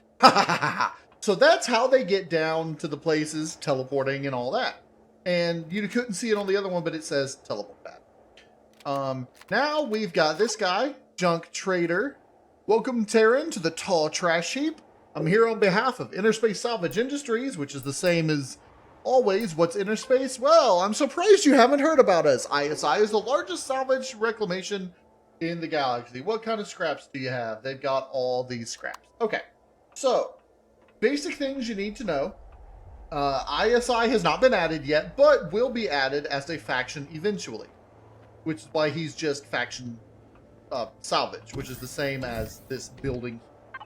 Okay. Eat some waffles, keep our temperature up a little bit. It is actually not bad temperature because it's -11, but I have the light environmental armor that I built earlier. So -20 is our minimum. So we are good on this planet right now as an engineer. We have that. We have access to that. Very good. There's the core, but you can't really take it out because admin core. We are golden on this planet. Zoom up. You got a rubble biome not too far. You got a bunch of rocks in this biome. So something that we're gonna need to discuss. Okay, give me this drill there. We're not gonna need you anymore. So survival tool we are finished with. A lot of this stuff. Okay, so you'll notice that a lot of the construction stuff and all no longer requires ores. The water condenser that used to require ores requires steel plates. Portable constructor, steel plates, same as portable heater cooler. I might actually change some of that so they require electronics and stuff, because the nodes that we find on this planet, as you will see, sure, like this one over here. Okay, so copper node, right?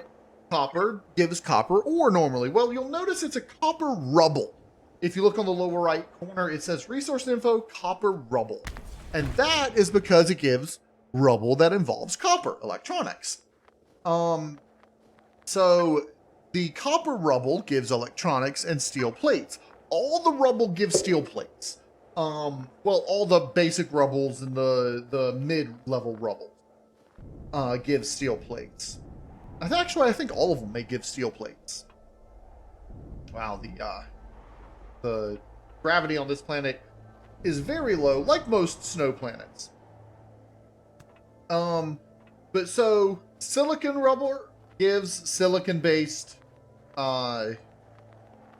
stuff. It gives, I believe, electronics, silicon plates, or glass plates, and optical fiber. And then these just give additional steel plates and mechanical components. All the nodes, what used to be ore nodes, give some kind of scrap as a chance. It's not always. And up to, I believe, neodymium and cobalt. The sathium ones might. But the higher end ones, Erestrium, Zascosium, do not. I think Sathium does not. Neodymium and Cobalt do. Sathium does not. Titanium does. Sathium does not. Erestrium does not. And Zascosium does not. But they do give the relevant mid-level components. So ores and ingots are extremely rare in this scenario now. Which, as they should be, of course. Alright. Let's get this down. We do have a fridge. We can throw that in. Hold on. Oh, I threw all my other food up in the thing. I left it up in the space station, or on the ship. Oh, well. That's my bad. Okay. Medical scrap. And all this can go in there. I don't need that shotgun anymore. I don't need that shotgun anymore. Money cards can go in there. Trethanol can go in there. Hold on to the multi-charges. Those are useful. Let's throw that in there. And I'll just hold on to the medicines. Okay. So now that we're on the planet... Ooh, what is that? That, I believe, is the patrol vessel. Fortunately, it's far enough away. At the moment, it does not see us. Now, apparently, coming into the planet did not trigger the next thing, which it should have. So, I'm going to have to take a look at that. Okay, so let's pause you so that if that patrol vessel is in the area. Okay, this is where I'm starting work. So,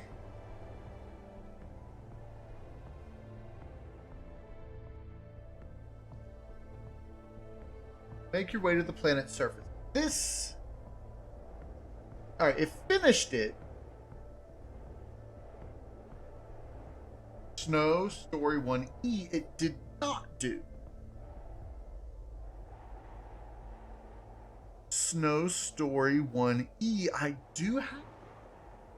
Because this should have popped up when we arrive. Did it? I don't think it did. Maybe it did and I just skipped it. Maybe it did. I have a tendency to just skip that type of thing. So I'm going to have to just look back later and see if it did.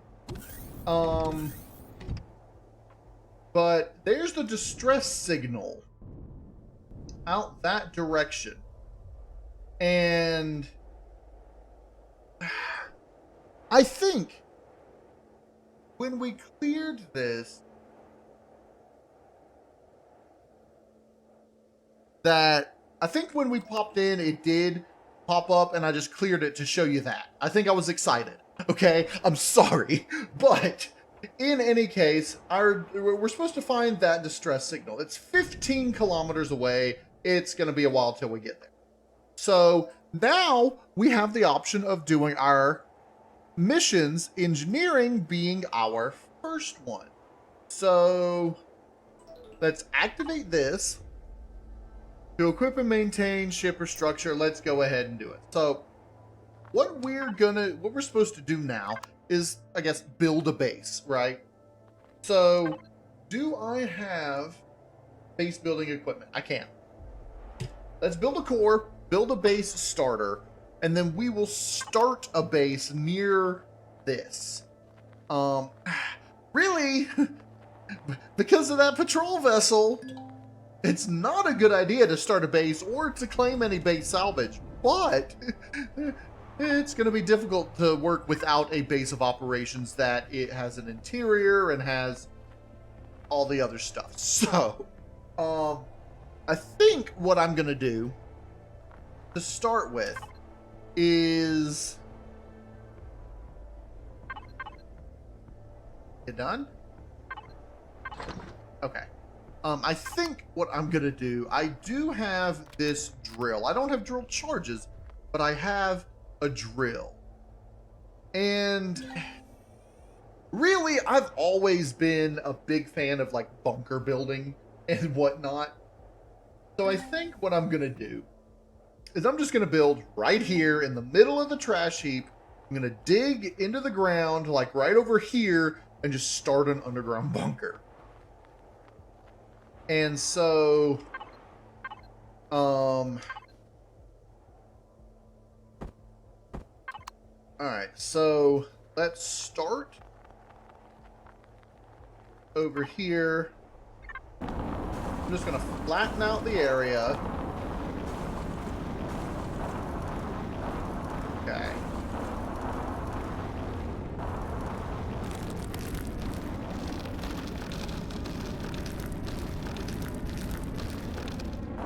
Now, normally I'm not a huge fan of building right at the beginning area. But this is a special circumstance for two reasons. One, it's not going to be a full playthrough. So I'm just going to start with the basics. It's not going to be a very deep bunker. Two, there's not really any Xerax territory in the area. So that's good. I'm just trying to avoid my base being destroyed by the, whatchamacallit, by the Planetary vessel. So what I'm going to do is I'm just going to dig through down here. Okay.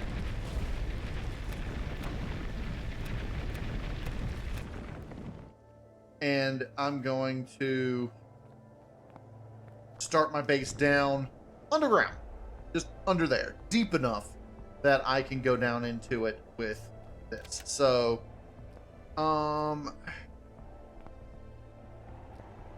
let's dig a little bit deeper, like here. And then we can put this there. All right. So, now that should end up being deep enough that the patrol vessel won't bother. If it comes around the area, it won't be able to shoot me. That's the big thing. Crushed stone. You'll notice that the ability to do ores is locked. That is because the engineer can unlock the ability to create ores or cobalt ore. It creates cobalt ore from copper ore, blah, blah, blah, blah. Frag! Welcome to the stream! I'm testing out my, my work in progress version of, Star Salvage. So, okay, that, really, I just need to start building concrete blocks. So for that, I'm just going to go around and gather some of these crushed stone rubbles, so I can start my underground base.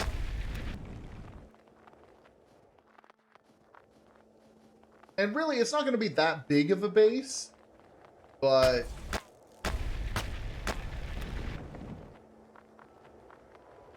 oh, I haven't gone to bed yet. I usually go to bed probably about an hour. So in about an hour from now, I'll probably end the stream and go to bed. But I don't work tomorrow, so it really doesn't matter. So, oh, crushed stone is going to need to go in here to make more of the, yeah. Crushed stone, keep making these. Let's grab 6. That's good enough. That's all I can grab at the moment. We're going to have to,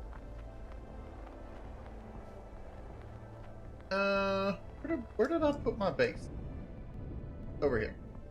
The leveled out area over here. Alright, so we're gonna come down in here and connect to base so we can. Ah! That is not where you're supposed to go!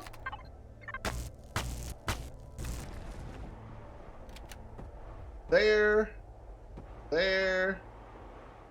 Okay.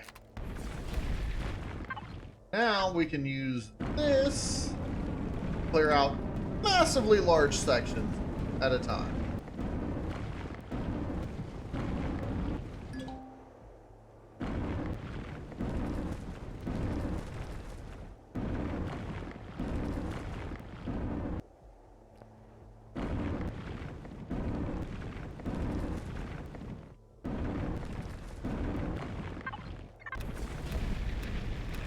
For the ceiling, I'll just use this. Okay.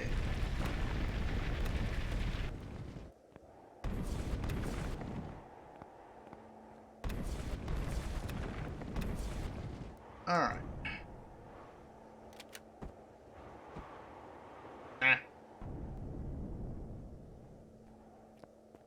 Okay. Let's see. How many more I got? Way more than I will ever need, probably.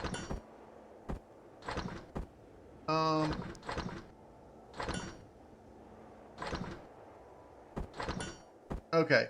Once you're done building whatever you can build with that, build one of those, because that is going to be handy. Wi-Fi. Let me open up large devices. Wi-Fi. Can you build a Wi-Fi? I don't think you can. I don't think you can. So I'm going to need to large devices, small constructor, which is going to be part of the process anyway. So, actually, that means let's go ahead. I've got plenty of points. Large devices will use this and that. We're not going to use solar to start with. We're going to use fuel tank and generator. Ah! Well, I guess the patrol vessel found me.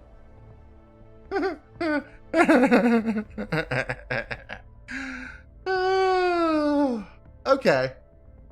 I don't... actually, let's go back to the Speedwell. That's actually a good thing. So... Right, the Speedwell. Fortunately, the Speedwell's emergency teleporter has a decent range. So it can pick me up and bring me back to the ship. Also, fortunately, I have cleared it of Xerax, so I'm not worried about getting shot. Unless that one random shotgun Xerax that I couldn't keep track of is around here somewhere. But that would be very annoying, but... Okay. Yeah, I'll put it back in. Okay, I can grab these now. Actually, why am I cold? Why am I cold? This base should be insulated. Hello? Why is this base not insulated? Okay, there you go. Thank you. Thank you for insulating yourself. I took everything else. I can take this drill. Alright, let's do this. Okay. Oh, I am going to need this. No, wait. I already have my armor on. Armor is almost gone. Okay. Oh, while I am here, what I forgot to do before when I was about to teleport down.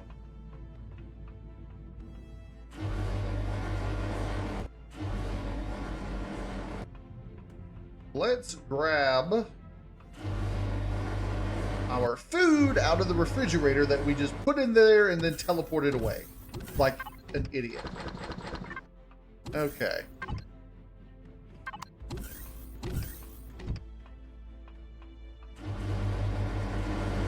Now we can go ahead and teleport back to the planet and I hope the patrol vessel is gone. I don't know if the planet stays, like, if it calculates that, or if, because we came into space, that the patrol vessel might still be there. And really, if it becomes an issue and we keep getting killed by the patrol vessel, what we'll probably end up doing is just staying up here and building a small vessel from up here. Okay. Map. I don't see the patrol vessel anywhere. There it is. There's the patrol vessel. Korak class cutter. So, yes, that is exactly why I was trying to go underground. Let's do this. Hope it's gone. You gone? No, you're just right there. Hanging around this area just to annoy me. Okay. I should have a backpack over here. Hopefully the backpack is not gone.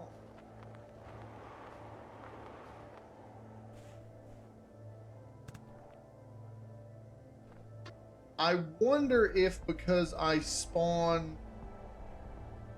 back in space, my backpack is... That would be very annoying. I don't remember exactly where I was when I died.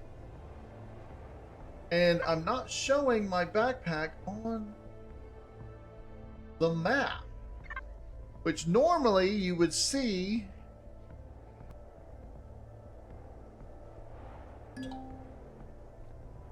Which sucks because I had a pulse rifle.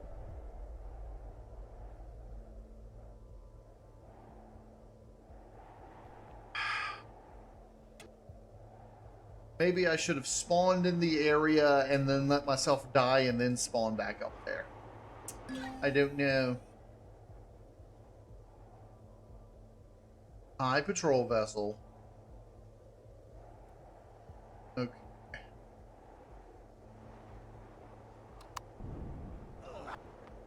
There we go. Dying again. My backpack is here.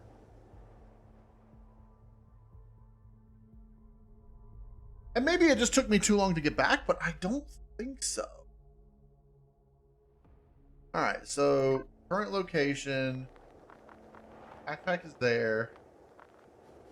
And the thing is that ship, it was, I don't think it was lasers or anything that killed me. I think it was, yeah, it looks like it's the, oh, that's a minigun that's shooting. That's right, because they don't have the laser. Also, testing out how hard it is with the patrol vessel is kind of the point of this. So, I didn't think the patrol vessel would appear right there. So, I may just remove the patrol vessel altogether. Those aren't sentries. This patrol vessel actually has minigun turrets, and I'll show you. Alright, current location, God mode. So, you see? Minigun turrets.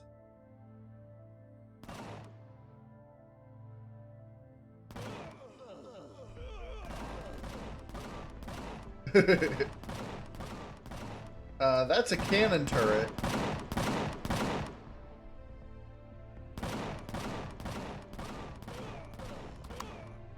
Yeah, because that's a cannon turret. That's a cannon turret, but these down here are minigun turrets. Interesting.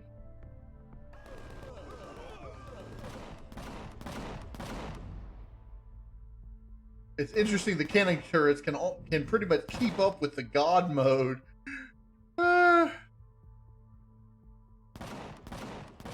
Well, you see, here's the thing. The patrol vessel is just a random Rados easy patrol vessel. Easy small patrol vessel. And so this one just randomly happened to have miniguns and cannons. So the thing is, I'm wanting to keep it, but if it makes it too difficult at the start, then there's no point in keeping it. So I should probably get rid of it.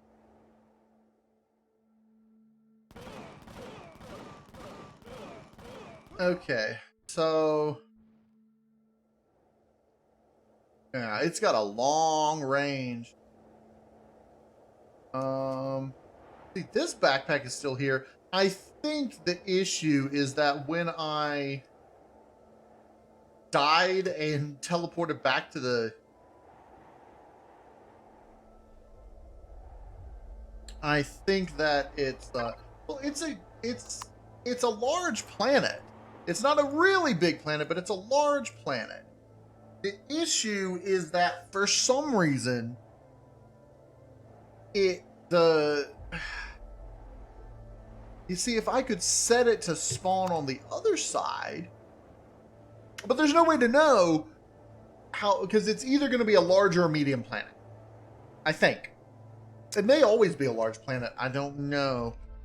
We can find out.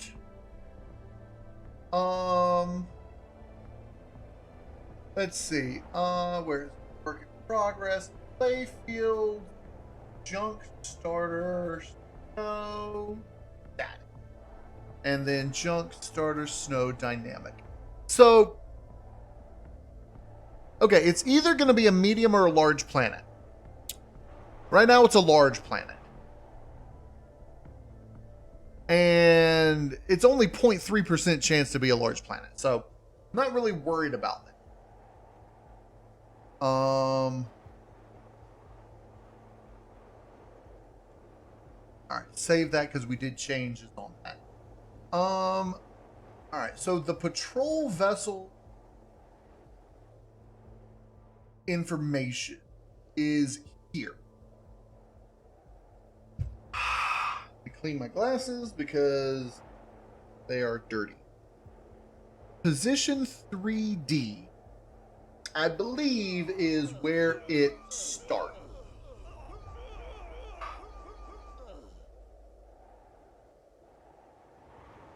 And that's not that far away from the start position of 00. The real question is,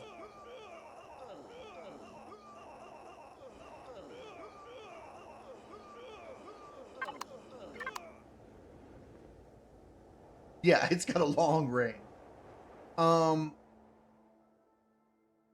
Okay, so let's take this time and see, is it 500 negative 400? So that means if it's 500 negative 400,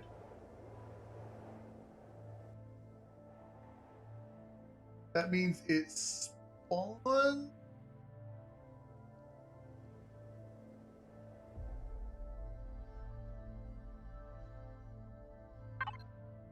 Let's north. Okay, so that means it spawns here, give or take, which is not that far from the start location. Okay, there is no CV base. It's just the patrol vessel. That's what this info is for, to have it go with, yeah. So it says patrol range to avoid is the start, but that doesn't really come into effect at all because it spawns within that radius, and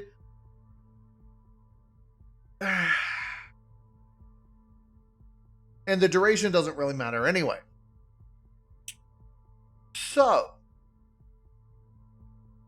what if I do this? If I go, so a medium planet. Let's do this. All right, we'll just get out of here. All right, let's delete that. All that was fun, and I'm glad I got to show it off to people.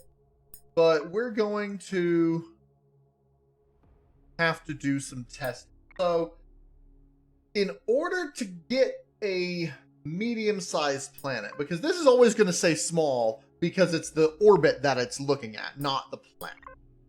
So to get a medium one, I'm just going to start on Mardorntel.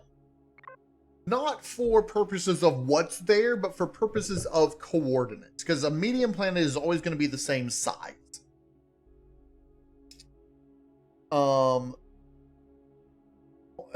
Yeah, it took me about an hour and a half to go through the whole first part. So I don't have enough time to redo it right now. Because I started at around 3 o'clock. And, all right, we'll just go through all there. All right, God mode. So, on a medium planet, I want to find the exact opposite of the start, just in case it starts on a medium planet in case the snow planet is the medium planet. So, all right, let's go. Can I do this? No. I forget how to. All right, we'll go south. Want to go south? No, we want this until this is 0. So right around here. All right, close enough. Now we want to go directly east or west. Either one. Try to maintain an average, what is it, latitude of 0.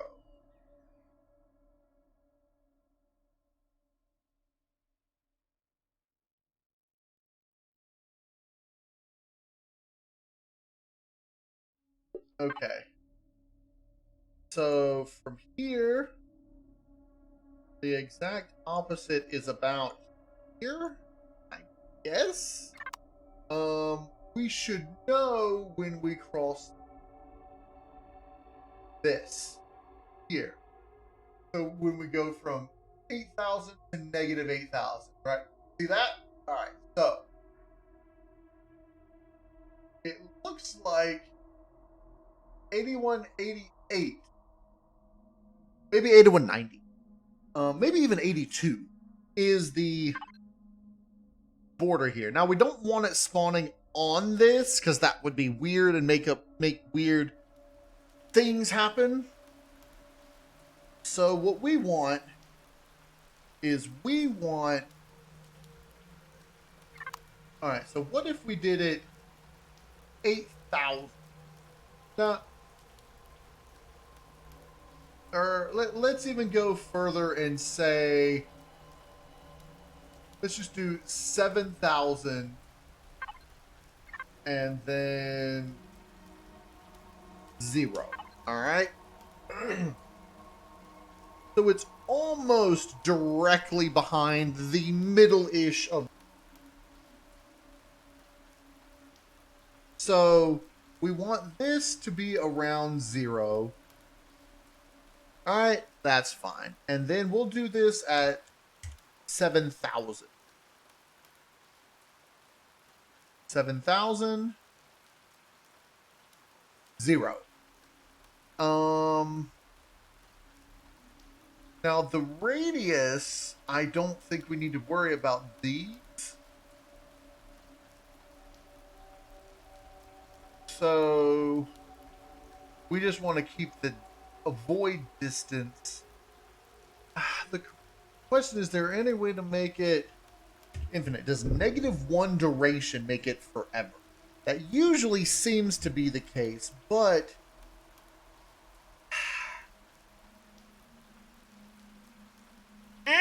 I don't know.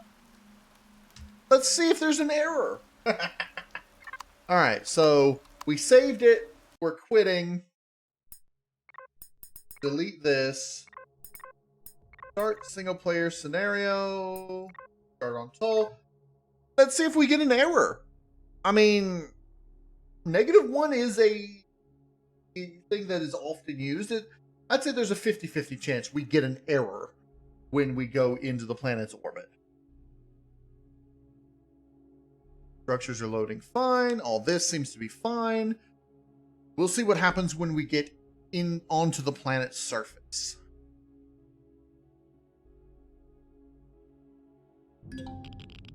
Okay. We'll just skip all that because that does not matter. All right. The quickest way to the planet is here. In here. There we go. Now, we're going to get an error because of that -1? Or is it just going to not spawn the thing? That's another thing. All right, so Map. Now, we are still on a large planet. At least the destroyed alien obelisk is spawning properly. Let's see. There is the patrol vessel.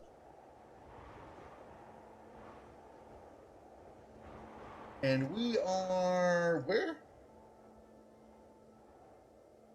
Where are we? It looks like the patrol vessel... Oh.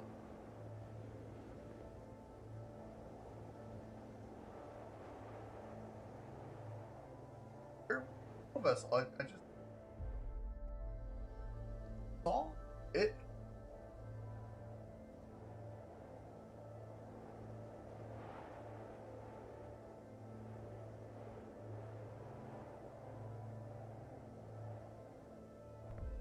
Trying to see if it's melding with one of these. That is very weird.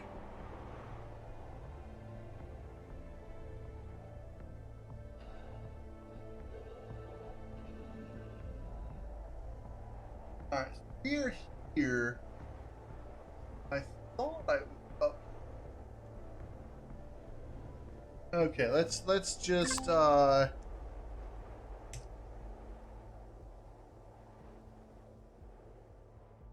right. It has to be like that.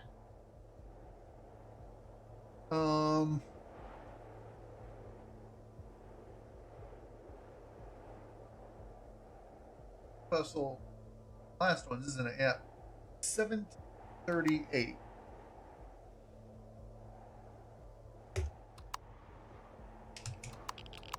Alright, so...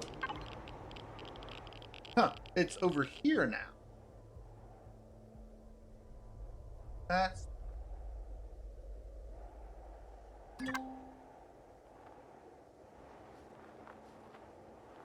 That is very weird.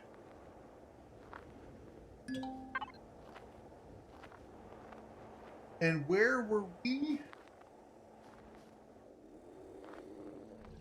The location did not seem to match where... Oh, did you go through the planet? Is that what happened?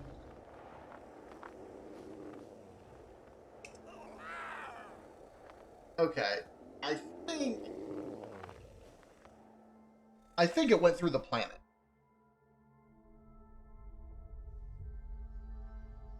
So let's do this.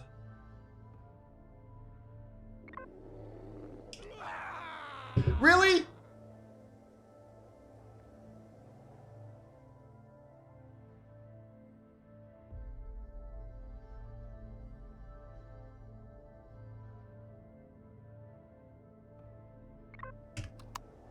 Okay.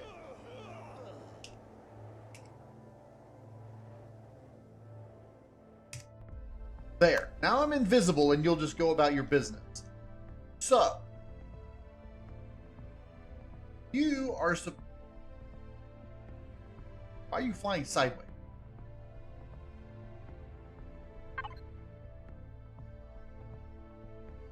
It was up there. Did it make its way down to here? Or where was the start? Okay.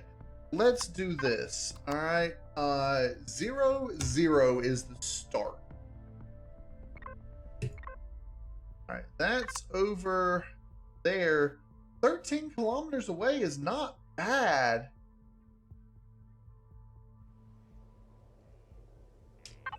I mean, no, that's the distress signal. Where's 0, 0? That way. That's only 5 kilometers away. Is it possible, because it looked like it spawned up here, okay, is it possible that these coordinates are reversed?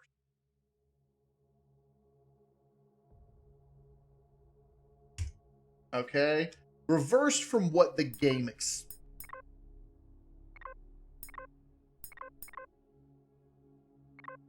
Alright, now this is going to be the same planet and everything because it's the same seed. So... because it's supposed to spawn on the equator 7,000 meters, 7 kilometers from the player, which on a medium planet is almost the entire way around the planet. So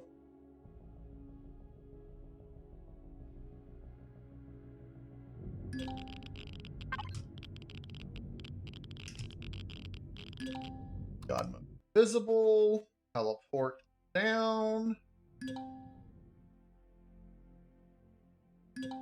Why is not? Oh, the ship hasn't powered on yet. All right, it thinks here. Oh, the ship's not working. Oh, because I'm there. Okay. Apparently, God mode invisible does not activate sensors.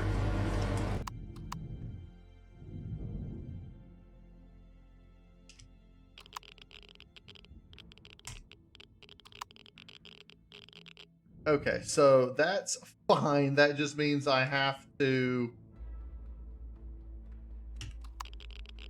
do this. There we go.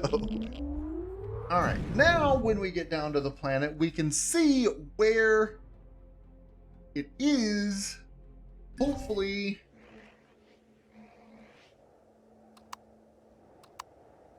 All right. So now it shouldn't be up, but it is.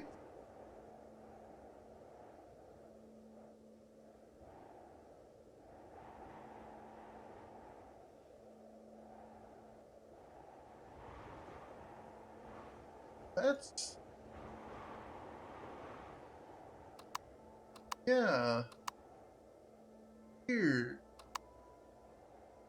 Because it looks like it spawned over here and then was moving while we were in space, because that's got the 7,000 on that side. So,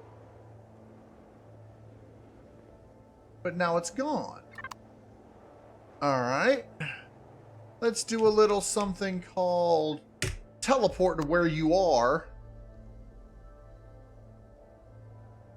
Huh? Where you at? You ain't here. You under the ground? Huh? Where'd you go? Weird. There you are.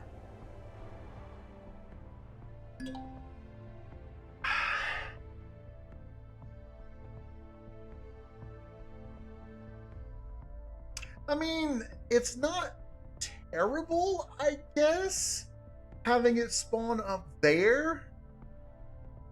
I just wish I knew how its coordinate system works.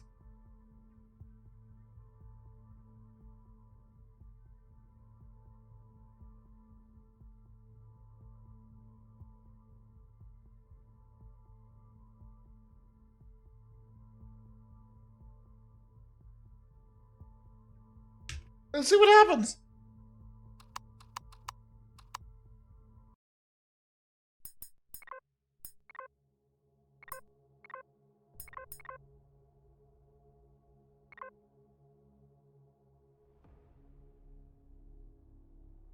Well, the -1 is supposed to be the amount of time that it avoids the that it avoids the 0, which is the start. So it's not a axis, it's a time that it should be avoiding the start.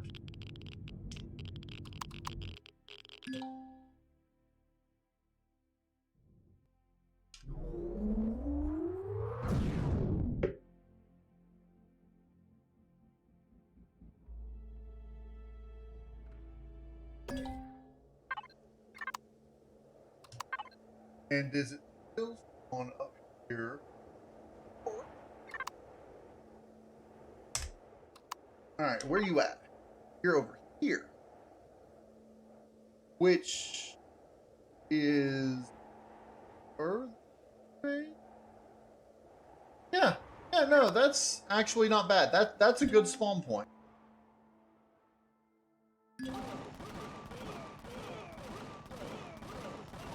I don't know why it says 10,000 and whatnot, but I mean, if you're gonna spawn way over there, that's fine by me. I don't know for how long it's going to avoid.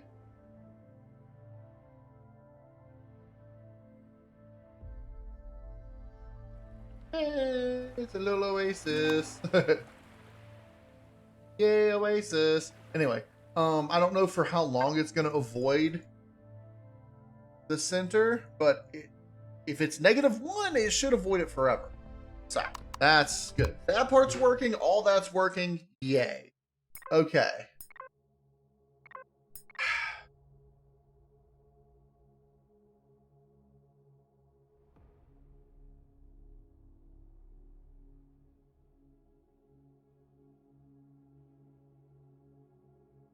I do want to see what happens if it's on a medium planet because there's not a 7,000 up down, but it may just spawn at the pole and go out from there, which is fine. I don't know. Okay. We're going to leave that as that. We're going to randomize the seed again.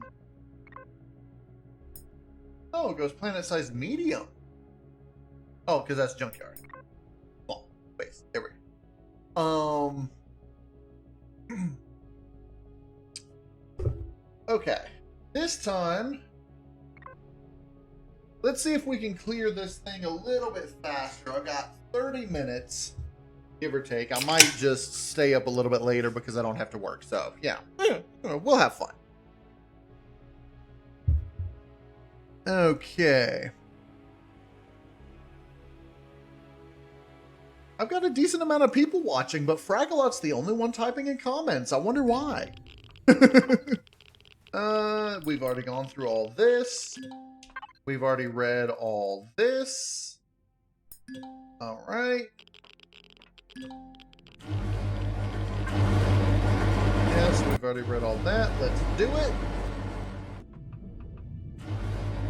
All right, we're going to come over here. We're going to grab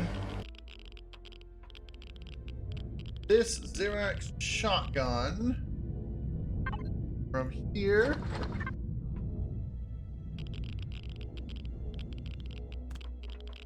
All right.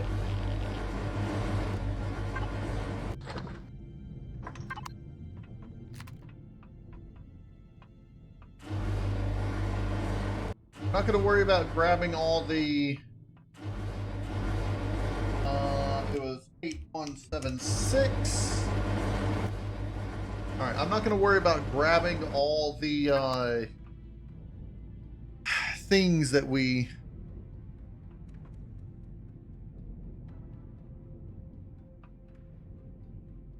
all the, whatchamacallums.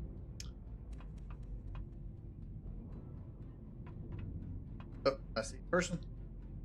I'm not going to worry about grabbing all of the ship logs, just the ones that are important.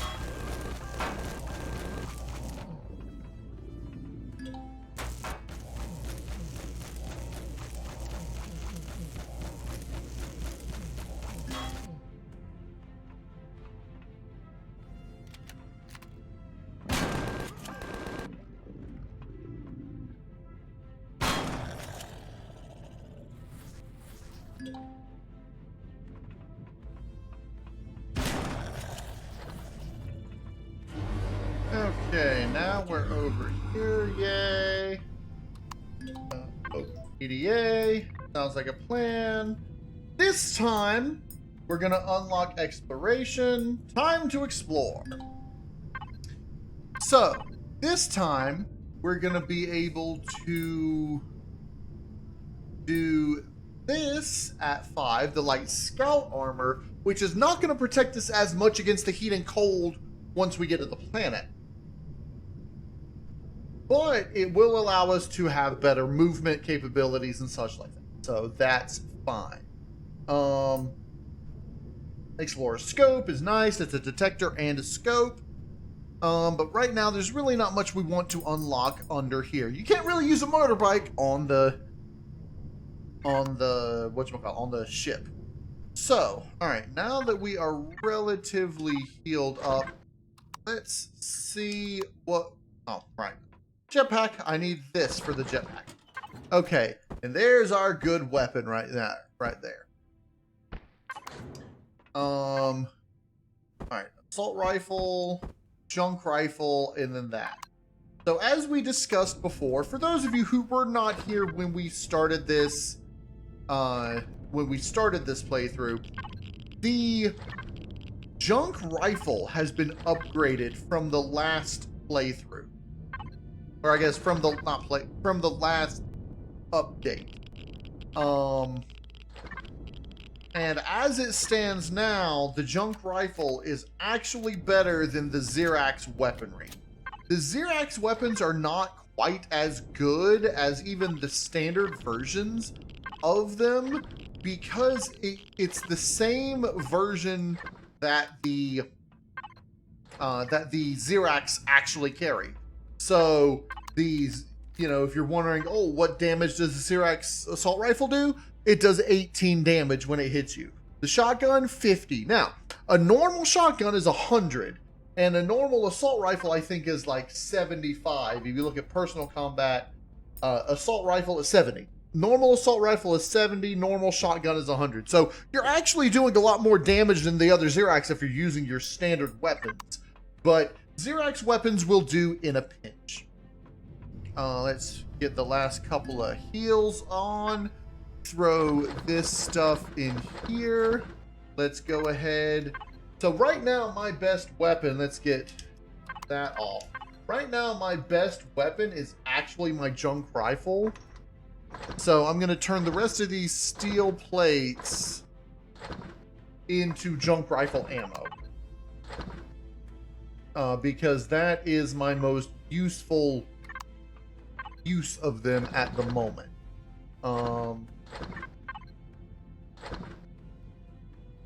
Okay, we'll throw biodiesel. It's rare to find biodiesel. And that. Okay, so reload the shotgun. Did I get everything from here? I think I did. I think I did. Okay. Alright, so let's just quickly come over this way and grab all the stuff from over here. I may reduce the abundance of the repair tools because you get of them that you do not need.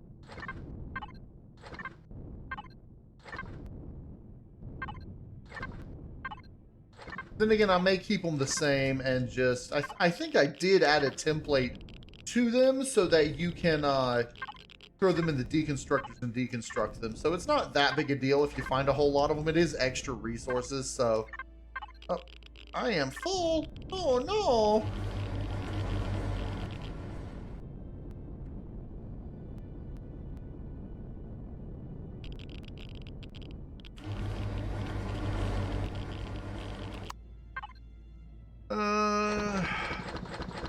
That's what's got me full right there. Okay, so steel plates, 7 more. Each steel plate is 5 shots of a thing of the junk rifle, which can really be life or death. Alright, so now we got plenty of ammo for the junk rifle. We'll leave it on automatic for now in case we have to fight these things up close and personal.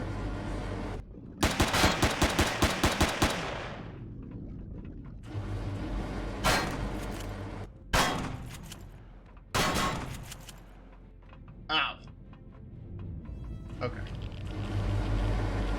That is not good. Just because this has a scope. Crap.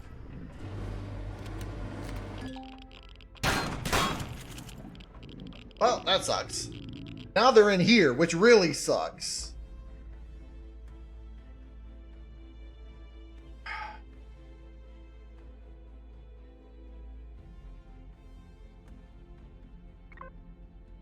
All right, let's head over.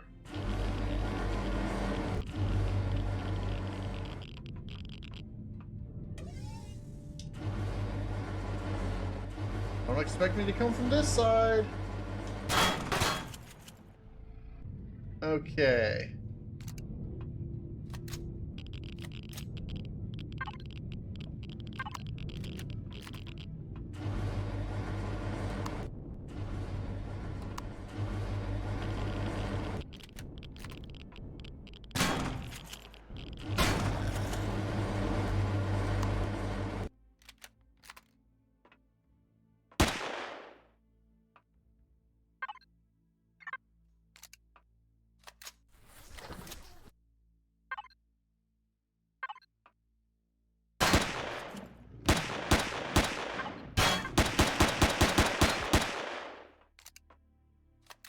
Okay, let's do this smart.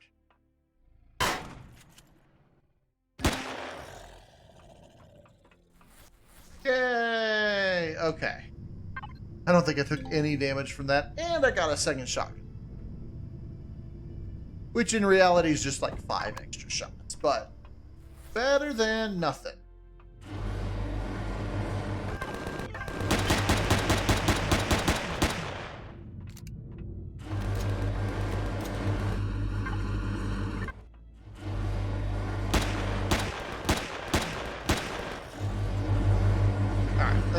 Let's do this. Oh no! Come over this way. You do not want to go that way.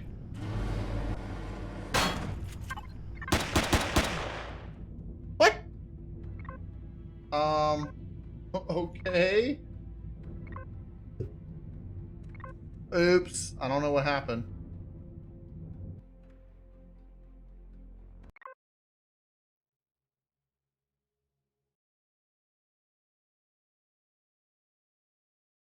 Well, that's unfortunate.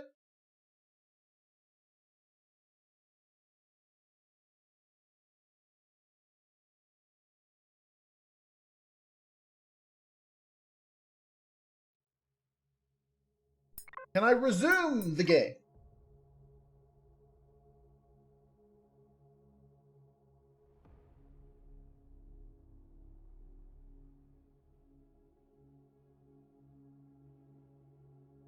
I may need to clear the cache, but we'll see.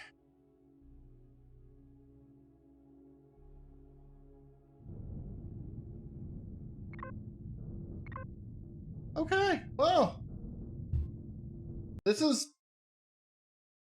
I'm wondering. Empyrion Galactic Survival log. That is one right and post on. Yes, right here. I think. Let's see.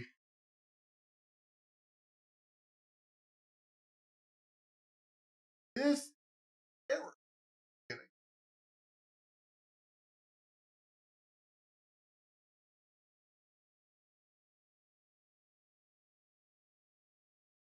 I don't know why it keeps doing this. This is just like a continual thing that it does the entire time, and I don't know what it is.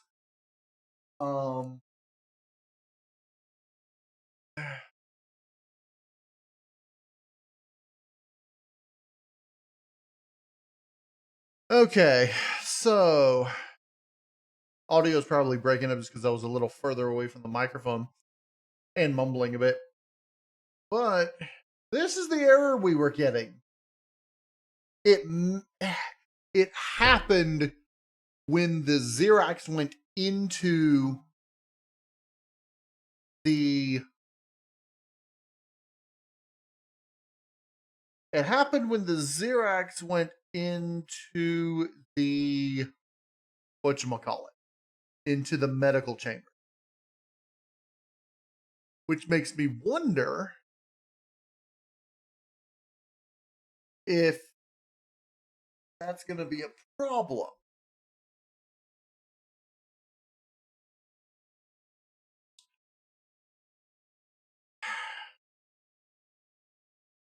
Because normally that's not going to be a problem in your own bases, because that medical chamber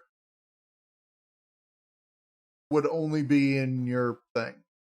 So I think what I'm going to have to do, which, I mean, I probably should do it anyway, just to create a little safe space. Let's delete this, because that's pointless. Let's load the creative mode. All right.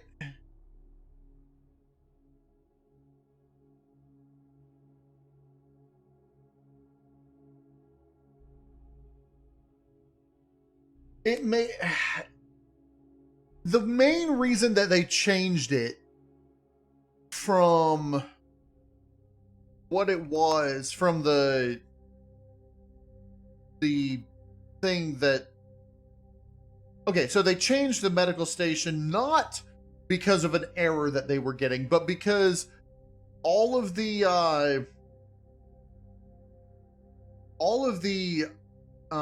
enemy stations that had medical chambers in it, people were just standing in the medical chambers getting healed while the enemies were shooting them, and using that sort of as a way to get around taking damage. And they didn't want people doing it. So here's what I'm gonna do. The interior doors here, that one, and this one, I'm going to set those specific ones so that NPCs cannot open them.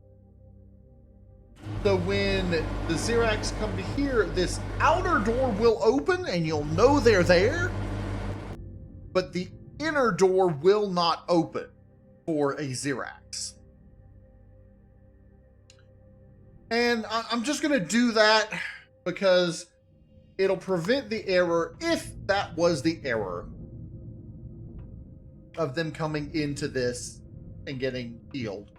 Which they don't get buffs, which is weird, but it could be because it was trying to give them a buff because they're an entity, but enemy creatures don't get buffs. So, I don't know. But either way, preventing them from coming in here like that is that'll help. Now, that being said, that may not be the only issue, but that is the easiest way I know of to fix it.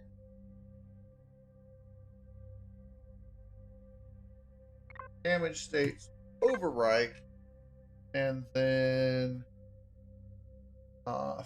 here, cryo snow orbit in here, prefabs paste replace. Yay! Okay, so now that that has been fixed, I don't want to give too much away about a bunch of things, but you can see some of the stuff that I've been working on in here. One of the things that I've added, and I can show you this. One of the things that I've added... You run out of fuel, you ran in. Or I guess that I've changed. Something that we didn't get to see in that little playthrough. Is crew members. I have added a plethora of crew members that can be hired through a specific not so much trader, because he's not selling people, but through an intermediary. You can hire them through intermediaries, one of which is the quartermaster, who acts as a container controller. But if it's not connected to anything, let's just put you out in the middle here. You'll notice it has 0 volume. You can't actually put anything in him unless he's connected to the container. So, other NPCs you'll notice, there's the shield technician, whose sole purpose is to increase the recharge rate of the shield. Shield regen bonus 50. And all the NPCs reduce the CPU of the base by a little bit. The quartermaster only works with the container extensions or the repository extensions because he just acts like a container controller. Which I renamed the repository. But basically he is a container, so you can, name him and then access him through the through here, main constructor inventory. And so it's basically he's a container with 0 volume. There are 3 shield techs. You've got the alien shield technician, which just looks like a shield, called shield technician. You've got the human shield technician, which does the same thing. And then you've got the master shield technician. You can only have 2 of the regular shield technicians and 1 of the master shield technicians. So you can have a total of 350 shield regeneration bonus from shield tech. The tactical officer reduces the CPU by 300. All the commanding officers reduce it by 1,000. And the commanding officers, you can only have 1 of each, and there are 3 commanding officer types. The standard crew, these are the blocks that have just the additional crew that you get to choose whatnot.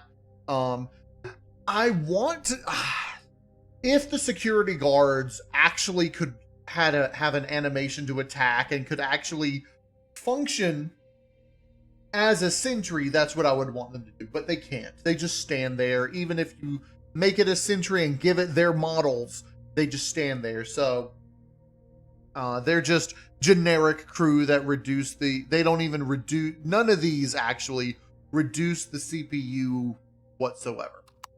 But the ones that you can purchase from, or I guess hire from, the ones that you can hire from the crew trader all reduce stuff. Commander officer chart, commanding officer. The engineering station, you can have up to 3 engineering stations, and they all increase the force of the thrusters in each direction. Specifically, they act like an RC or like a graviton thrust drive, sort of. But by the time you purchase them and have enough credits to purchase them, you'll have a capital vessel with thrusters on it already. So it's basically just adding to the external force of the thruster. The pilot acts as a RCS. So it increases the torque of your ship just like an RCS does. But you can only have 1 pilot.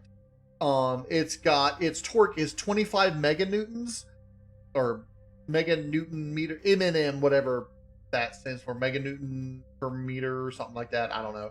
Which is less than the tier 2, which is 150, but it's more than the standard one, which is 10. So adding a pilot is better than adding an RCS if you have credits and not resources to build.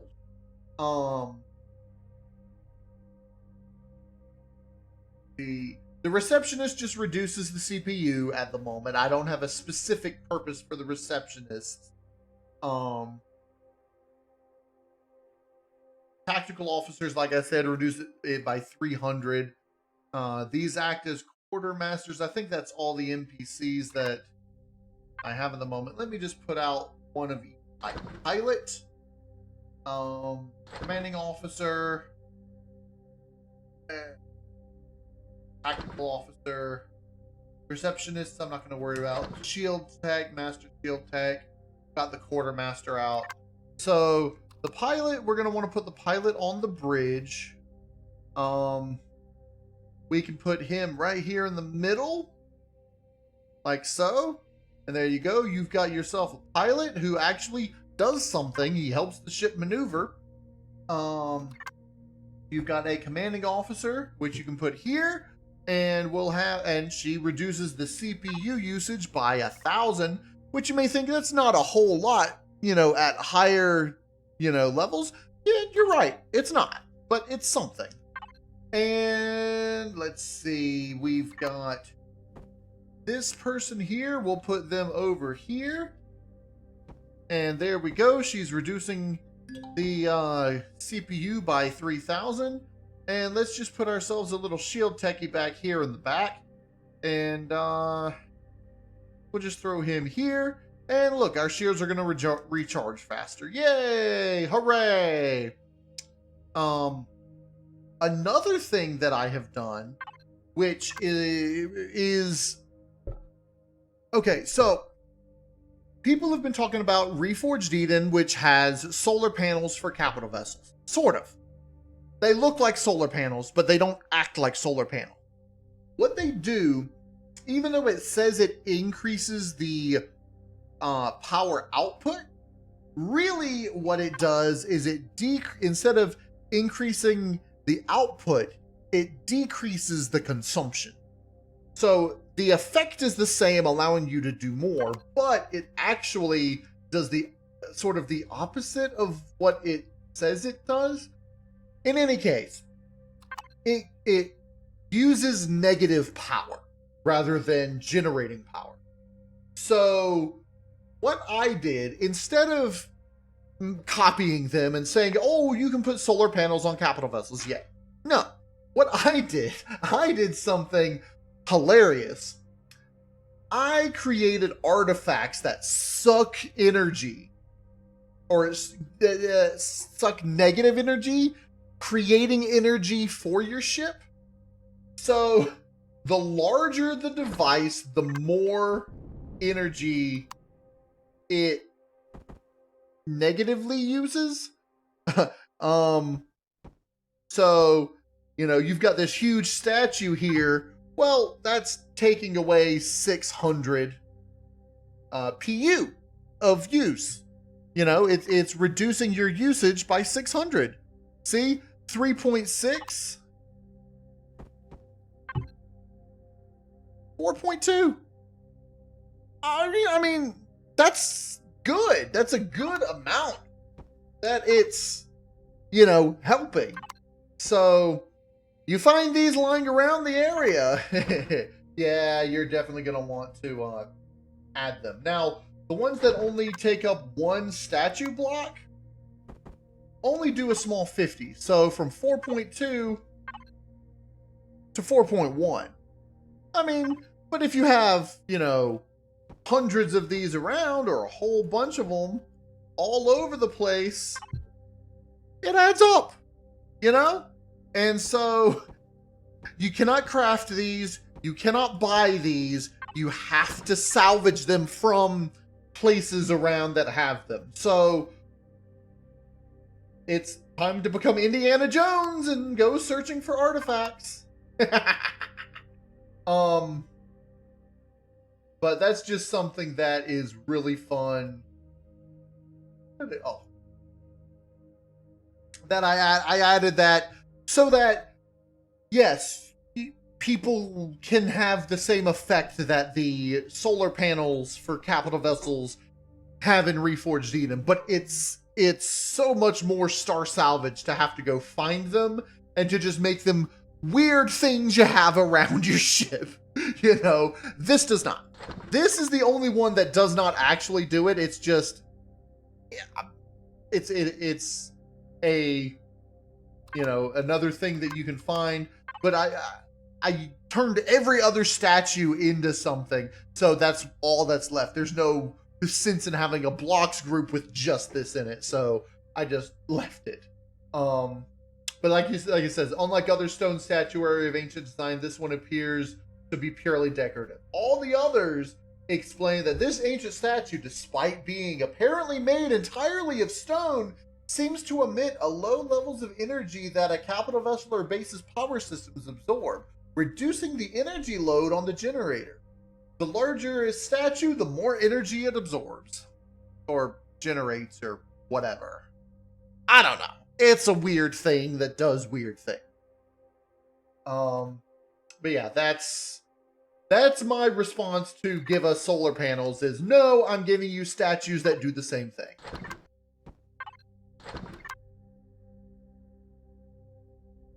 Yeah, the statues will work for bases or capital vessels. So it's a little more than what Reforged Eden does, but I mean, this game. Okay, so let's just take a look at some of the higher end stuff, especially vehicle combat. And the main thing, Hellstorm turret. You see the level of CPU that has. You see the level of energy requirement for that. Well, you actually can't see the requirement. Let me show you the energy requirement. And I don't know if I increased it or had it. There we go. Hellstorm missile turret. Alright, so you can only put one of these on, and you can have it retractable or not. But it uses 70 PU by itself. Right now, this entire vessel is using 4.2 KPU. So maybe I need to increase that because I have the energy reduction thing. I don't know. We'll figure it out. But eventually, you're going to want, especially at the in-game levels, you're actually going to be using more of the salvaging stuff because right now, there is this warp drive here. The emergency scrap warp drive that uses 180 KPU, which is more power than most anything, but it does not use pentaxid. You can go anywhere and not need pentaxid. Well, up to 10 AU. You can't really jump any light years, as you can see. I plan on adding a higher level one that acts just as a normal warp drive and allows you to go the same distance as this does without requiring pentaxid. It'll be expensive, it'll require a whole lot of energy, it'll require a whole lot of energy and CPU. But because I have those added, the statuary, you'll have a lot of statues around to reduce the power output. And under salvaging, you'll notice there's also these CPU compressors for capital vessels, the scrap CPU compressors. And you can add 5 of these, you can add 3 of these, and 1 of these. And then in the and adding those basically gives you the same negative CPU usage as using the full. I don't know if it's tier 4, but at least tier 3 of these. I think it's tier 3, maybe halfway between tier 3 and 4. But eventually, there'll be alien computers, which you can find and place infinite of, as many as you want. You have to find and salvage them, but you can place as many as you want. And they will reduce CPU as well. So, that's a thing. Or it will be. The end game is a big thing that I've been working on in my brain, and coming up with devices and such for, that currently not much going on in the way of implementing, apart from the Edge of the Galaxy. And you're not going to notice it when you play and start the game. But one thing I did, and this is the last thing we're going to talk about because it's almost time for me to get ready for bed, and I'm getting tired. I might not even go to bed. But a big thing that I am working on, and this is for those of you who are wondering, like, Reforged Eden and other scenarios, but specifically Reforged Eden has a really massive end game, apparently. I've not played it, I know nothing about it, but from what people are telling me. And so I've decided I'm going to do something similar. Okay, not similar to what they're doing, but I'm going to have a massive end game. So you'll notice the galaxy. If you add territory, like you'll notice the territories are further away than normal because the galaxy is larger than normal. It's not quite as large. The main part of the galaxy is not quite as large as in, say, Reforged Eden, but it is like 2.5 times the size of the standard vanilla galaxy. So still huge. I've moved the territories around and enlarged some of them, like the Xerax Empire, the Creel Empire, etc., so that it's a big galaxy. That's just so you have more room to play in. But on the edge of the galaxy is the real treat. Now, I'm looking around. There is a nearby star that's near all the starting stars.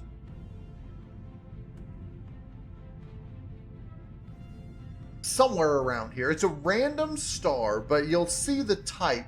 It'll be called G SY. Capital G, lowercase sy. And when you find it, if you find it, it's always got a shipyard for you.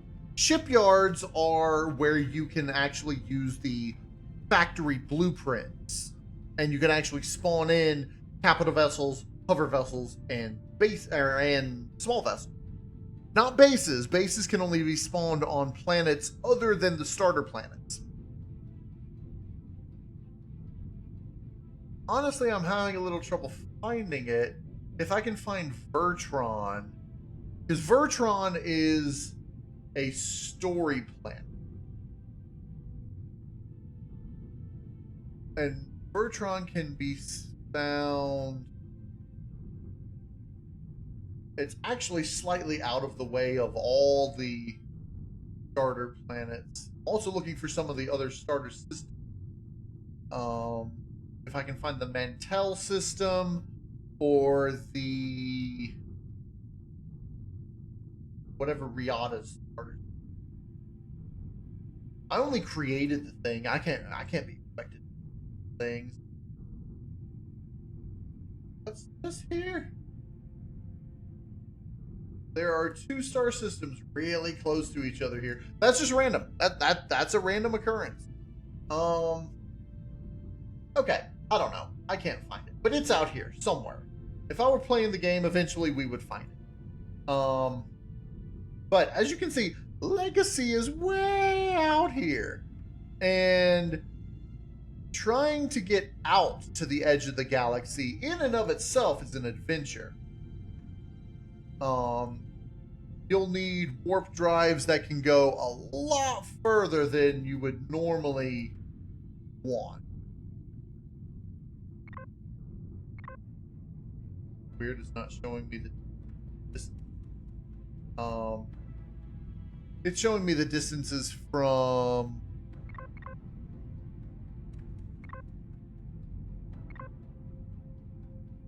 okay. Anyway, it's showing me the there we go. So 21, 14, 34, and the further you get out, you'll notice it gets further and further that you have to go. But you'll notice there's still stars out there. it seems like you're at the edge of the galaxy, but in certain places, within 50 light years, you can jump out to the edge of the galaxy. And you'll notice the star types are all GH. Now, what is GH, you may wonder? Well, let's just take a look. The outer rim of the galaxy is a dark region of black holes that somehow formed without destroying the systems they host. Known as ghost holes, these systems are filled with derelict ships, abandoned planets, and destroyed space stations. Very few ships that have entered this area of the galaxy have ever returned, and those who did spoke of powerful ships overtaken by the mysterious green energy that animates these ancient husks, causing this area of the galaxy to become known as the Cursed Expanse. And yes, this covers the entire exterior of the galaxy. And you'll notice it is a large region of space, going further and further out from the galaxy. This area is bigger than the galaxy itself. You can get so far out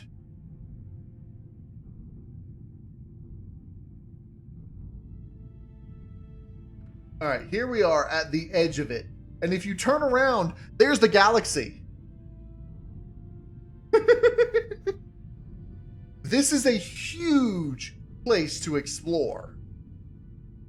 Now, right now, all of these systems are basically not the same as each other, but they have the same template. There's no set thing. And you'll notice that the legacy territory is smack dab in the Cursed Expanse. So getting out to legacy territory is almost as dangerous, if not just as dangerous, as being in legacy territory. So yeah, these planets, while all these are in 1A, which designate the legacy territory, they are either big in-game area that you can just look back at the galaxy on and go, yeah, okay, huge. And it surrounds the entire galaxy. The entire galaxy is surrounded by these. Okay, so middle mouse button teleports you back to where you are. Okay, that's good to know. For all of you people who are excited, hit the like button or whatever Twitch has. I don't stream on Twitch much. A ghost hole just looks like a black hole when you're actually at the planet. So yes, every one of those you're jumping to is black hole after black hole after black hole after black hole. But they have star systems similar to regular stars, rather than almost empty ones like the rest of the place does. But I do plan on having specific planets of each type that surround the ghost holes, but right now they just have the standard planet type. But the in-game is something, like I said, that I'm working on and mostly in my brain. But yeah, I'm excited. I'm excited for what's to come, and I hope everybody else is too. So as I was saying, I got distracted by comments. Anyway, I hope you guys enjoyed this look at my creative process of what's going on in Star Salvage. there's a lot of stuff that I showed. If you came in late, obviously you could go back on Twitch and watch the video on demand of it for a while. But I am going to have this put on YouTube, so those of you can just go back and watch what we've done. Starting from the beginning of the game, going and taking a look at what's to come at the end game. I hope everybody's getting excited for this. I had a lot of fun doing this. I might actually end up doing this more often, usually later at night like today. But just to show you guys what's going on, how my creative process is working. Yeah, so if you enjoyed it, check it out on YouTube, hit the like button there, and hit the like button here, follow me, do whatever you want to do, just help support in whatever way you want. If you want to support monetarily, I do have a Patreon, KnowItAllDM on Patreon. The link is on my YouTube page on every video. If you are able to and want to support this scenario and want to pledge on Patreon at a level called Commander, which is $25 a month or more. Commander, Captain, Admiral, etc. $25 a month is the Commander, and then it goes up from there.